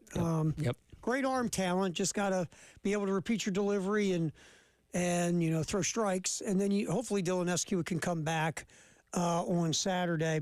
All right, so let's grab cut 2, Dave, with Paul Mainieri talking about moving Matthew Becker back to the bullpen, and about Stone and his ability to throw strikes. Cut 2. Gave up 6 runs in the first 2 innings. Yeah. We're trying to get off to a good start, and he's pitched well out of the bullpen for us, so he's still going to be a big factor in the weekend. But one thing I know about Brandon Stone is he is going to throw strikes, and that's something that did not happen for us this past weekend by our starting pitchers. Jake didn't throw strikes on Thursday night. Becker didn't throw strikes on Saturday. And Eskew didn't throw a lot of strikes on Sunday. Keep throwing. You know what I mean. Game 2. Let me call it game 2. Game 1, Jake didn't throw a lot of strikes. Game 2, Becker didn't. And game 3, Dylan didn't. But the difference with Dylan is he has this magic touch that he pitches out of these jams, okay? The other 2 guys don't do that as frequently. And so the one thing I know about Brandon Stone is he's going to come in and start the game, and he's going to pound that strike zone and not be afraid to throw the ball over the plate. He might get hit. He doesn't have overpowering stuff, and Ole Miss has a good hitting team. But I know Brandon will compete like crazy, and hopefully he'll pitch the game of his life and give us a chance to win that game, and we'll move forward from there. Yeah, Brandon Stone throws strikes. Other guys have struggled throwing strikes. Yep. And that's been a thing, right? And that's been an issue with this baseball team, is guys throwing strikes. The bullpen has been a huge problem. Sure. For this baseball team. I didn't get a chance today because we were a little busy. I'm going to, if I might do it before 3 o'clock, if not do it tomorrow, of how many games were they either tied, had the lead, or down by a run going into the 7th inning this year? Quite a few. And how many of them do they actually win? Not many. I want to put together their one-loss record in games where they were either leading, tied, or behind by a run going into the 7th inning, and just see what comes up. Because I guarantee you they'll have a losing record. No, and it won't be pretty. It's a good question to ask, certainly. And again, when you just look at, last weekend when it came to your starting rotation, you had Eskew and McCoy who both threw, who both had 5 walks apiece. And that was a consistent issue. Obviously, Brandon Stone, like you said, done a really good job. Out of the games he started, the Arkansas game was the worst with 3 walks in that game. So, again, you have a guy that pounds strike zone, and, it gets to the point where, and Mainieri talked about this before the season, you're relying on your defense a lot because you know that you're not going to have guys that can just go out there and fan guys left and right. So, having a pitcher that's going to put it over the plate and allow the ball to be put in play, that plays right into what you want to do, right? Mm-hmm. And unfortunately, you just haven't had pitchers that have been consistent enough with that and let the ball get out of the zone and obviously walk guys in for runs as well, which is just unacceptable in the SEC. I want to grab cut 3 as we're going to continue on pitching. Then I want to get to the second half of the season conversation. That's going to lead me to what kind of I heard in the show yesterday with Paul Mainieri on Carolina Calls. Let's get cut 3, Dave. Paul Mainieri deciding on what pitchers to use and how to use them with his pitching coach, Terry Rooney. Yeah, we talk about everything. Yeah, there's a lot of times that, I do what Terry wants to do because, he's the one that works with those guys all the time, and he knows their strengths and limitations. And, Terry is not, Terry and I have known each other for so long and worked together for so long that I trust him totally, and if he's that convicted about something, it's generally what I will go with. But if he's not terribly convicted, then I go with what I think is the best thing. And, most of the time we're on the same page. There was no disagreement about anything of how we used the pitching staff. We were in a position to win it, and it just didn't happen. So, again, how much ownership does, Rooney have over the pitching decisions, and does Paul lean on him a lot? And it seems like Coach does. Yeah. But if Rooney doesn't have a strong feeling about something, then Mainieri goes, all right, I got the wheel, man, move over. I always say this, though, in anything, and I'm not saying what Paul Mainieri's doing is right, wrong, or whatever. He's got a lot more career wins than I do. But I always feel like if you're in charge or you're in any position to where it's either A, you're leaning on someone else to make decisions even though you have ownership of it. Yeah. I would rather make the final decision because I don't want anybody else to be the one that is deciding my fate in general. Right. I want to decide my own fate. If the ship's going down, I want to be kind of on the steering wheel. Yeah. Because I don't want to walk out saying, wait a minute, someone else made those decisions that led to my downfall. I understand taking all of the information that Rooney gives you. Sure. And again, Rooney's your pitching coach. So if he feels strong about something, you go, okay, Terry, we'll go with it because I trust you and I believe in what you're saying. But also, I also think there's a mix of, but if it doesn't work, guess who's on the firing line first, right? Yeah, he's providing you a bulk of the information. And again, like you said, Mainieri doesn't have time to watch every single scouting report on batters, and that is Terry's job. So if he feels like there's a pitching matchup that is the better option, okay, but take that into account. But I'm also going to add my analysis of coaching for the past 40 years and go with what I think. And again, if your pitching staff is lights out and you're striking everybody out and you're only allowing 2 and 3 runs a game, I think you do give Terry the benefit of the doubt. But the fact that it hasn't been working as of late, maybe you do lean more towards your own inkling at that point. Yeah. Because, again, you're the guy in charge. Yep.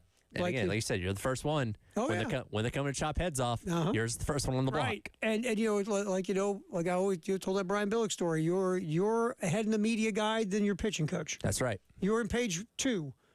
You're ready? Owner's on page 1, front office on page 2, you're on page 3, everybody else is behind you if you're the head coach or the manager. All right.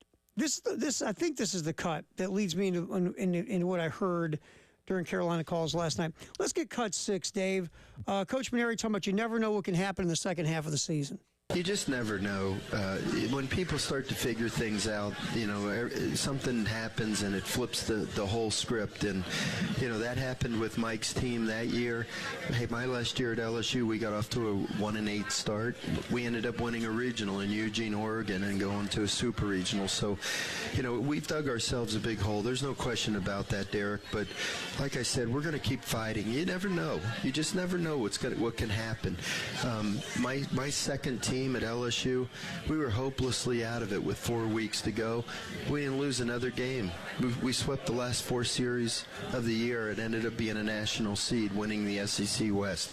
So that's why you just never give up. You just keep battling right to the end. When the season is over, you have no regrets about the effort that you put in.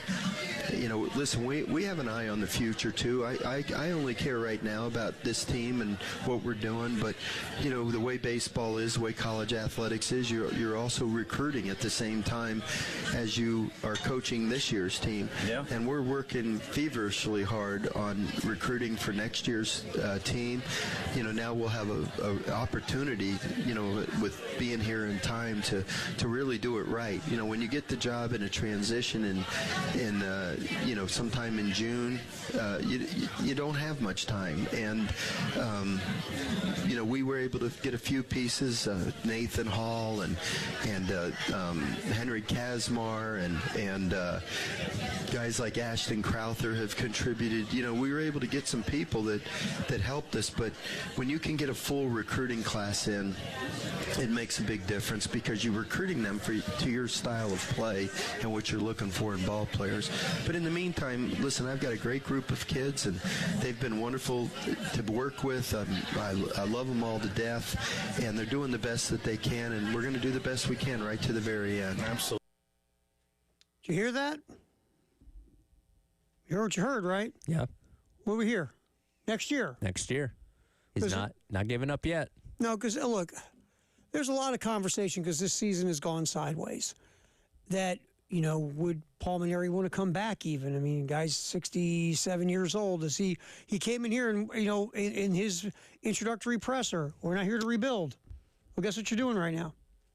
You're going into a rebuild in some way, shape, or form. Now, can in the transfer portal world turn this thing, spin it around? Sure, but you are in some way, shape, or form going into a rebuild in year two. Do you want to do it? Do you have the stomach to do it? And I almost wonder, and we've talked about this, perhaps the strength of the SEC has caught him off guard. Like, oh, hey, and this isn't the same SEC I left, 4 years ago. But, and again, you have what you have in terms of your roster. You can't go out there and trade for guys or get guys out of the portal mid-seasons. You got to roll with what you roll with. But I wonder if he's also already thinking like, okay, I know what I need now. Like, give me an offseason, give me the NIL budget that I need, and we can go out there and make this thing happen in 26. Obviously didn't want 25 to go this way, but now that it is, you ride it out, obviously get to the end. But I almost wonder if he's like, okay, as soon as the season ends, here's my plan of attack on what's going to make next year better. And look, that's one of two ways that this is going to go, right? Either he's going to come in and throw his keys on the desk and go, look, guys, thanks. I'm going to go retire. I appreciate this, but this isn't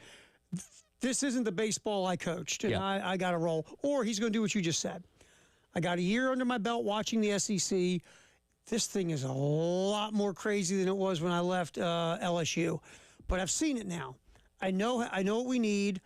I know the type of players we need. I know how we can get it done with the assistance of the NIL/collective world. I can go get the players, and we can get this thing rolling. Yep. It's going to be one of those two. And then, of course, you have an athletic director. Who is he going to go? Because he's new. He did not hire Coach Mainieri.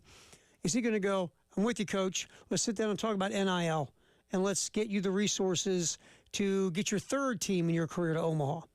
We'll see. But it sounds like in that cut, Paul Mainieri's ready to rock and roll. Yeah, he's optimistic. For next year. And the other thing he said during the show I thought was interesting, he talked about his pitchers. And he talked about the lack of velocity and the lack of, like, guys with upper-level arms when it comes to velocity. And, look, velocity is in the beginning, the middle, the end, right? But it is, look, velocity plays today. Mm-hmm. It just does. Because everybody has it. Yeah, I mean, you got guys, you face teams with dudes throwing 97, 98, and your guys are throwing 90, 91. Yeah. I mean, you got to be... I say touching 95 is not special anymore because everybody does it. Right. I mean, if you're throwing 90, 91 in today's baseball, you got to be able to locate, change speeds, command, all these little things because you just can't blow a fastball by a guy at 2-2 anymore. In South Carolina, like I said, McCoy has got upper-level arm talent, and it's really the only guy on the roster who carries that kind of heat. Mm-hmm. And Mainieri talked about that because we got to get more guys in here who throw hard because that's the name of the game. All right, what's trending at 2, sponsored by Traditions Fine Jewelry and Gamecock Traditions here on the game. More Paul Mainieri coming up as he talks about what's going on with this season and playing younger guys in the lineup for South Carolina. That's next on the Halftime Show on the game.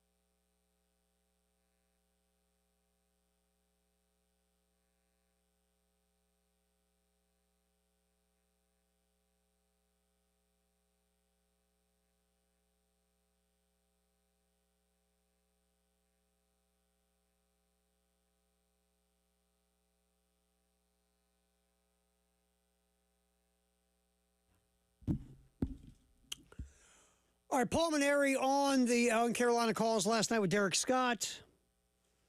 Talking about a multitude of things about Carolina baseball. One other cut I want to get, Dave, is cuts, well, maybe two others. We'll see. But the young guys in the lineup, you got a freshman at third, a freshman at first, other young players, young pitchers you're using. And here's Coach Maneri discussing having the young guys in the lineup. Cut 7. Most definitely, Derek. I mean, that's a great observation by you. We have a freshman at third base and a freshman at first base, and a lot of times a catcher is a freshman as well.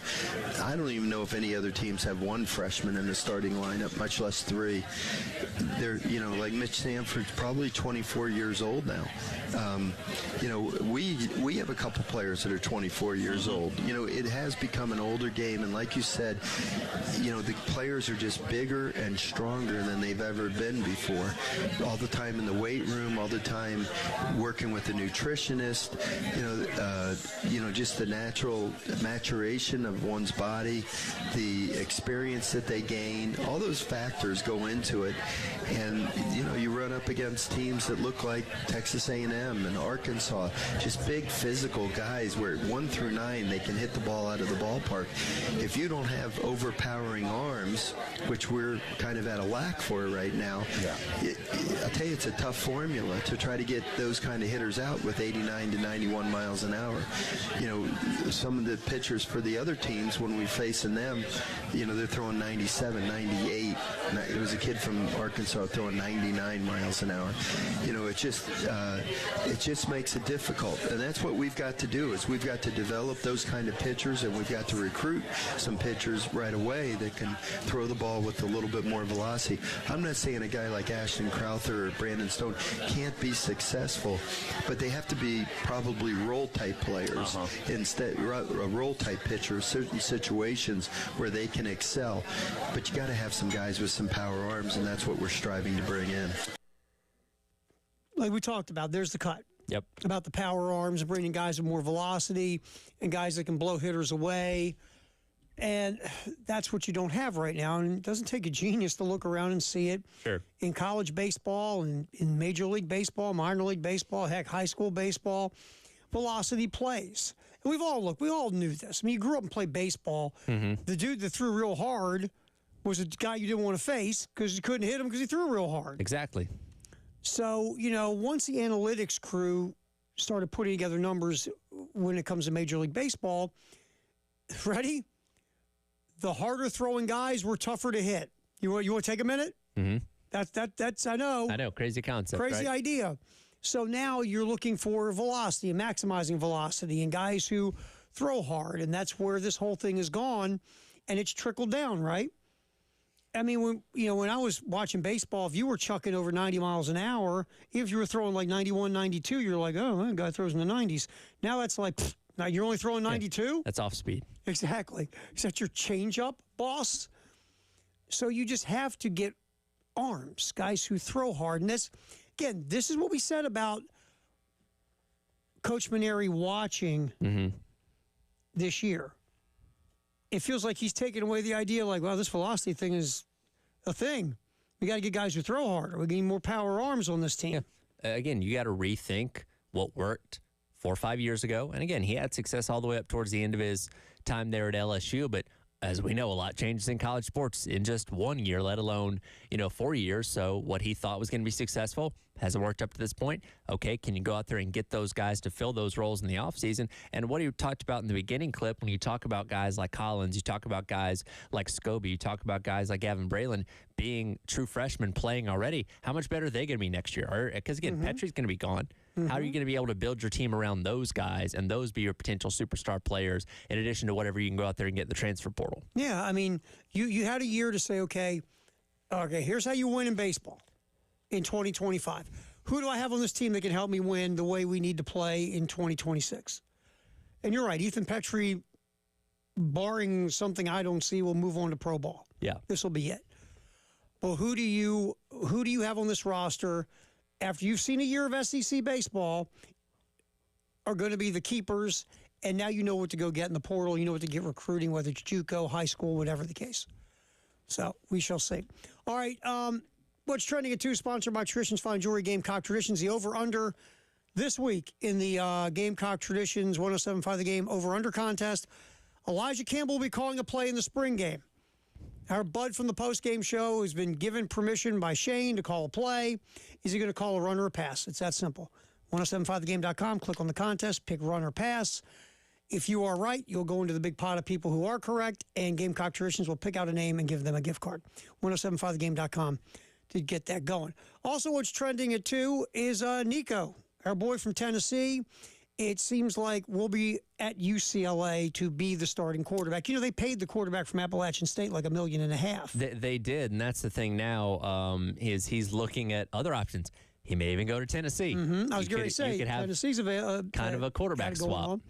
I know another quarterback that has been, and we'll get back to Nico, another quarterback that has been whispered that Tennessee might go after is the kid Hoover, I believe Josh Hoover at TCU, who had a nice year. TCU won 9 games last year. Hoover played well. Yep. There's been some talk that they're sniffing around Hoover, but that wouldn't be tampering now. No, it wouldn't. He said, by the way, Hoover says he's happy at TCU. Yeah, and also Steve Angeli from Notre Dame just went in the transfer portal about 30-ish minutes ago.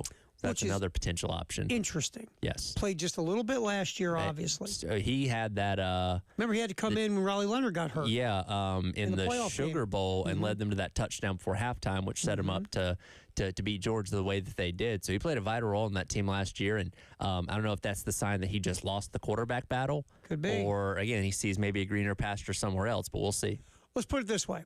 Tennessee wouldn't be out there doing back-channel conversations with quarterbacks who are already on teams saying, hey, if you go into the portal, we'd be interested in giving you a nice little suitcase filled with money to come here and play quarterback for us. That would never happen, would it, Tyler? No, not at all. That definitely doesn't. That would be tampering, well, right? your team doesn't do that. The other teams do. No, other teams do it.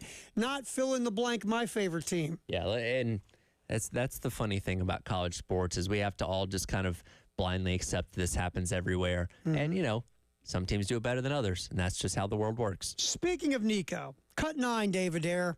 This is interesting you pulled this up because some of the talk has been Nico. Well, that's the argument now is it wasn't for money to go to UCLA and leaving Tennessee. It was the offense. Yeah, that offense at Tennessee isn't quarterback friendly at all, right? No, sure. As we say sarcastically.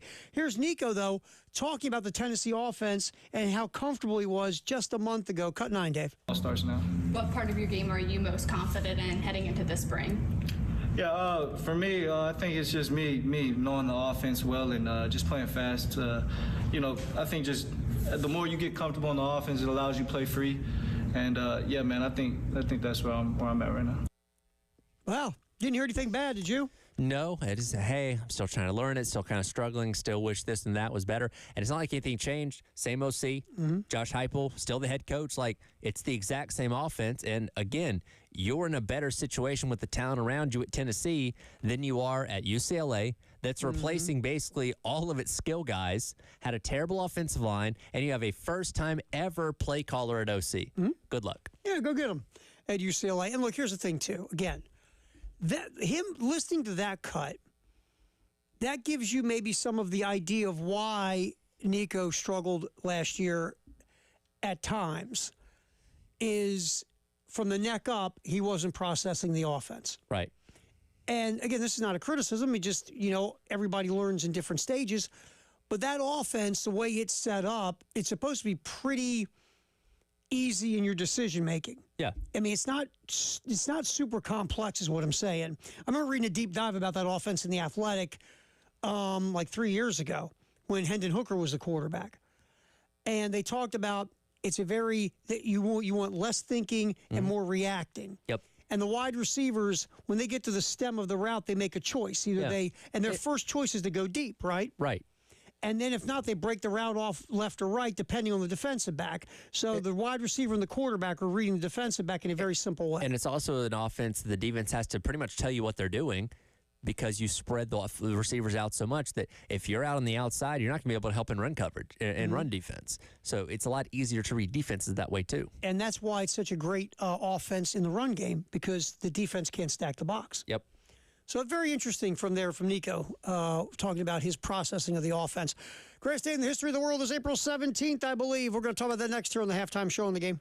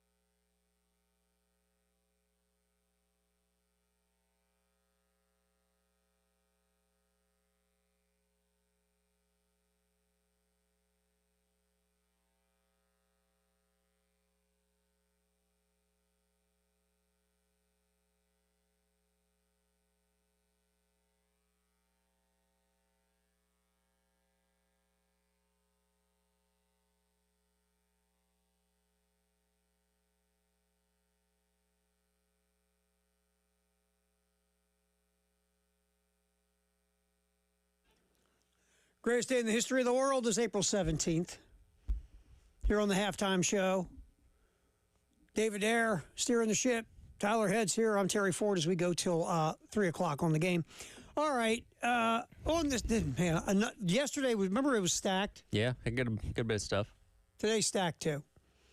All right. On this day, two iconic Hall of Fame baseball players both got their first hits this day, 4 years apart. 1947, Jackie Robinson dropped a bunt for his first major league hit. The day after his debut. Uh-huh. In 1951, some dude named Mickey Mantle got his first, played in his first game. I should say, didn't get his first hit, but played in his first game 4 years later. Man, if Mickey Mantle could have stayed healthy and sober, wow. He might have ended up being the greatest hitter of all time. And because the one injury he got, because people talk about how fast he was. Sure. And he stepped in there was like some kind of sewer hole or something in the outfield early in his career and totally wrecked his knee, I believe it was. And he couldn't run as fast. But they say he might have been the fastest player in baseball when he first came up. That's the amazing thing to think about athletes from all those years ago and what we obviously have now with technology and nutrition and all those kind of things. And we're crafting athletes in factories and in labs, it seems like now. If those guys could have that same stuff, how good could they have been? Oh, yeah. Like, even better. Oh, but think about Babe Ruth. I mean, his workout was hot dogs and Budweiser. Exactly. That was back when, like, hey, if you were, like, just really big, you were considered strong. Like, obviously now, we know what a good muscular athlete looks like, and those weren't around back then.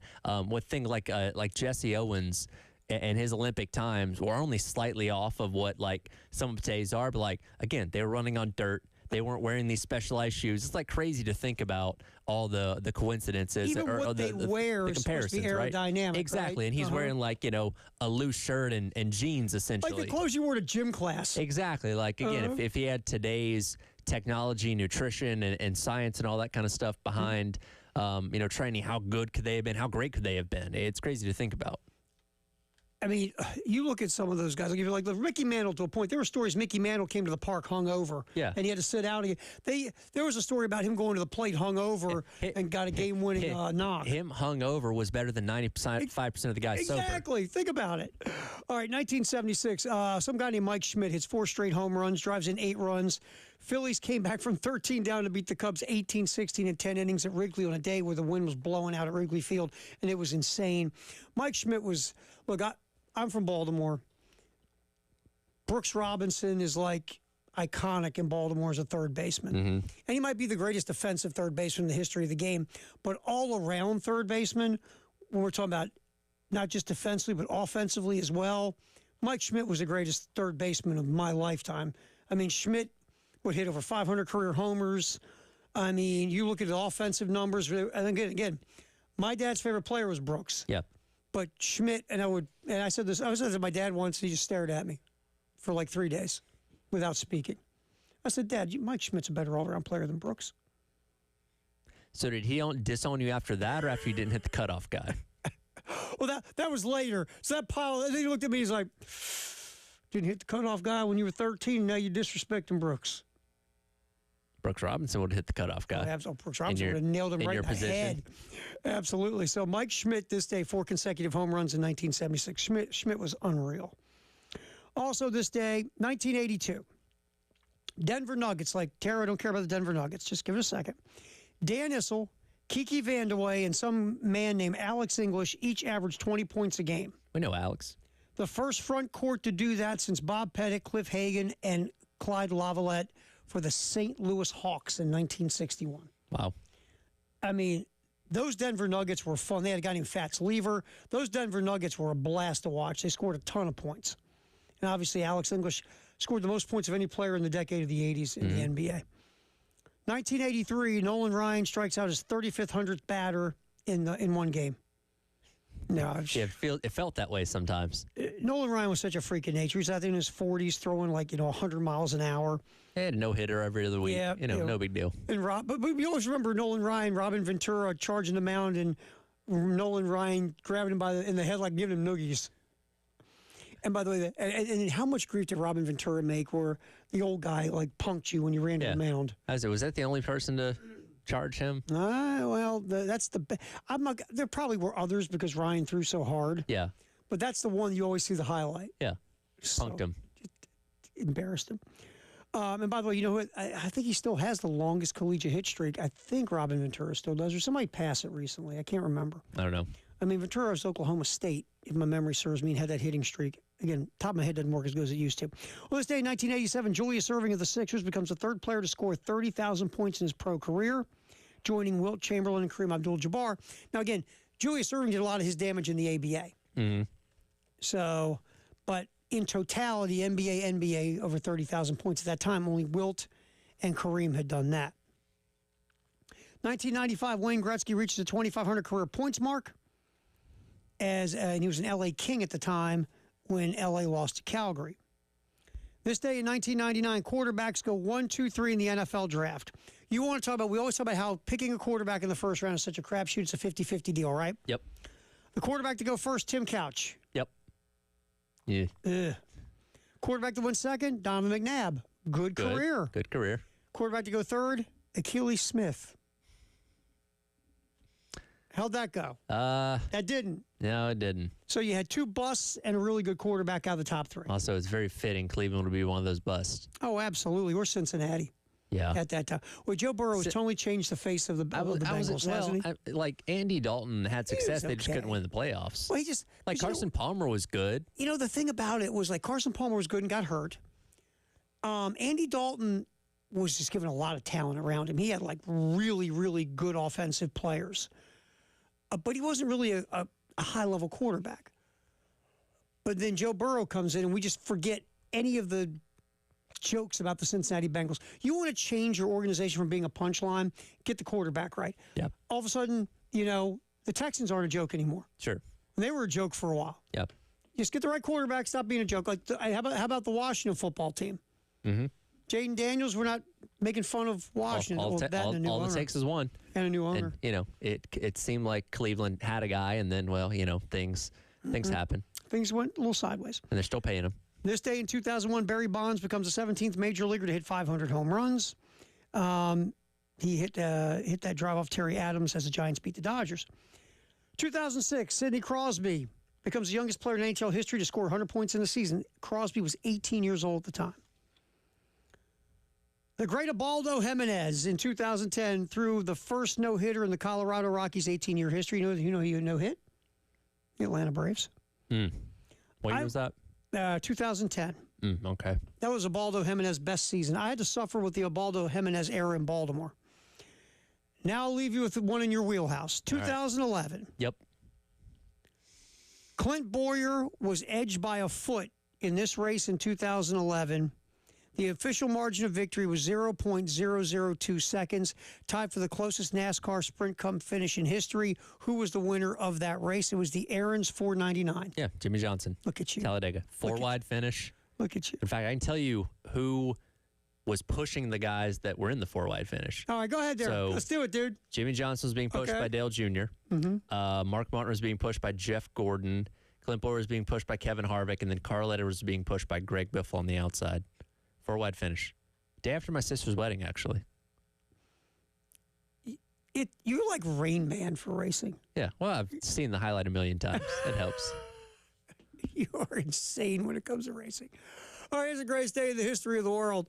All right, Firehouse Sub text the hour and our handoff with Jay Phillips, who's at the Heritage, who'll be doing the post-game show with Elijah. That is next here on The Game.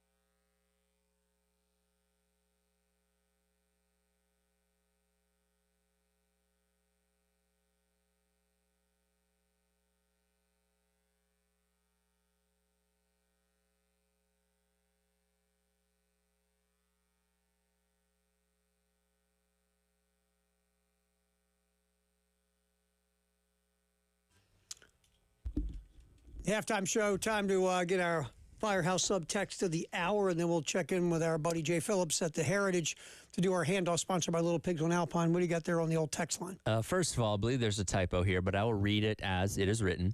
Nameless Texter says, as a lifelong Oreo fan, you have now lost your cred in Baltimore history. Nobody says there's anybody better than Brooks Robinson, Robinson, defensively and all-around human being. Now, I'm assuming they meant Oreo, but it typed Oreo. I mean, he was the greatest defensive third baseman ever, but just he wasn't the hitter that Schmidt was. And Schmidt was a Gold Glove third baseman. Just wasn't as good as Brooks defensively, but Brooks couldn't hit like Schmidt. Well, now I've turned into your Maryland card. I will say this. Brooks might be the best human being you'll ever meet. Oh, I'm sure.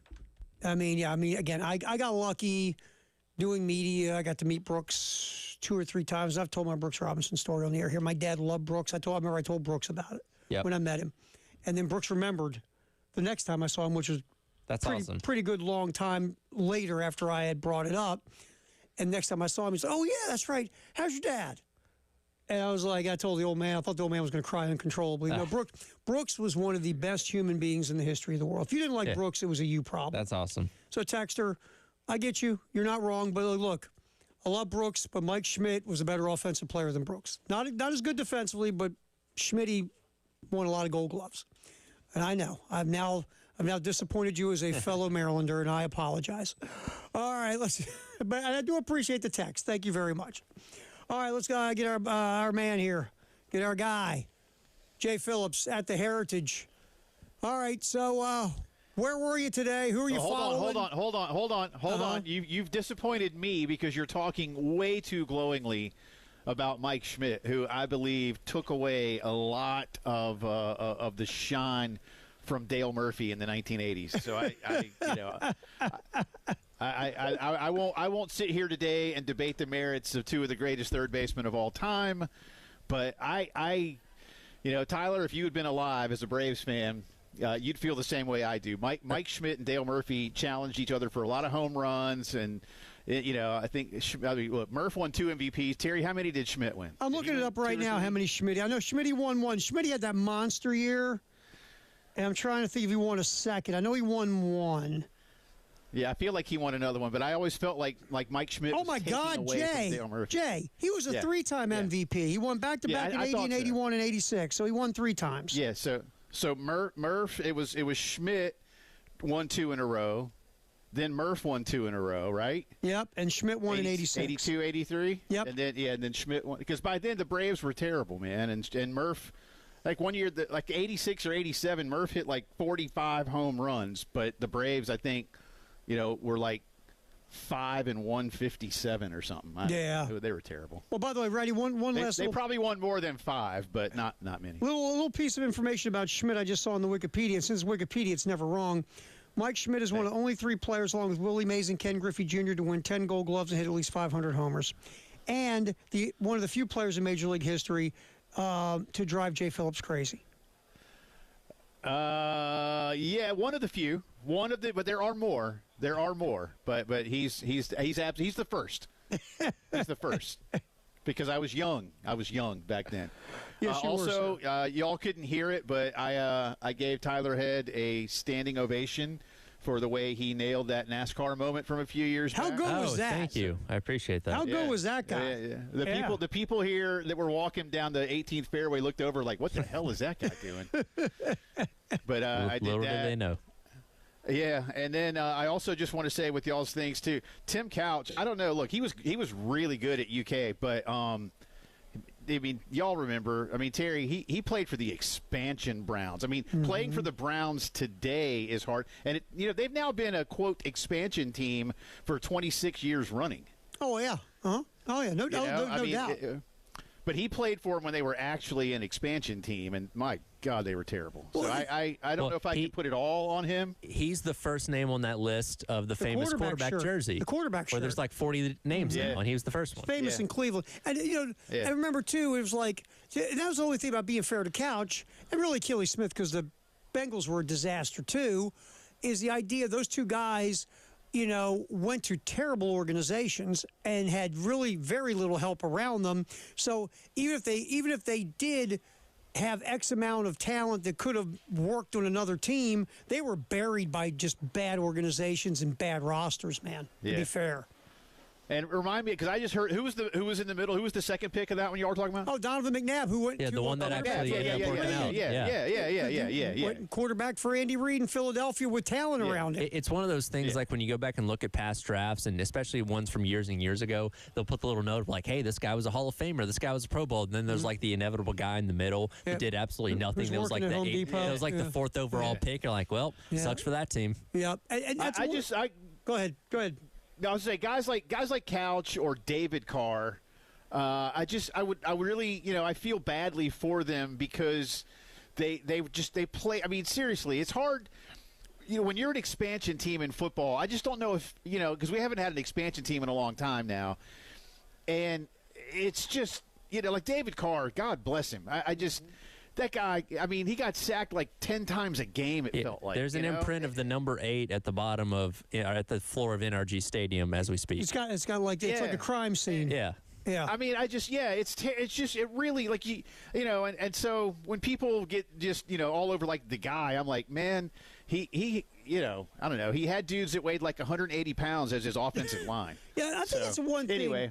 If you actually think about it, you and I, Jay, have had this conversation too, is that it's not just about who the quarterback is, it's where he goes, where he's drafted, who the coaching staff is, who the roster is, the ownership, the front office. There's so much in making a franchise quarterback that, we don't take that into account. We just blame the quarterback. Yeah, I'm glad they got paid at least. I got a lot of golf to do. We got some baseball. Jack Veltry's going to join us. We got a special guest on for this tournament, so a lot to do coming up. All right, post-game show next. Dave, Tyler, nice work.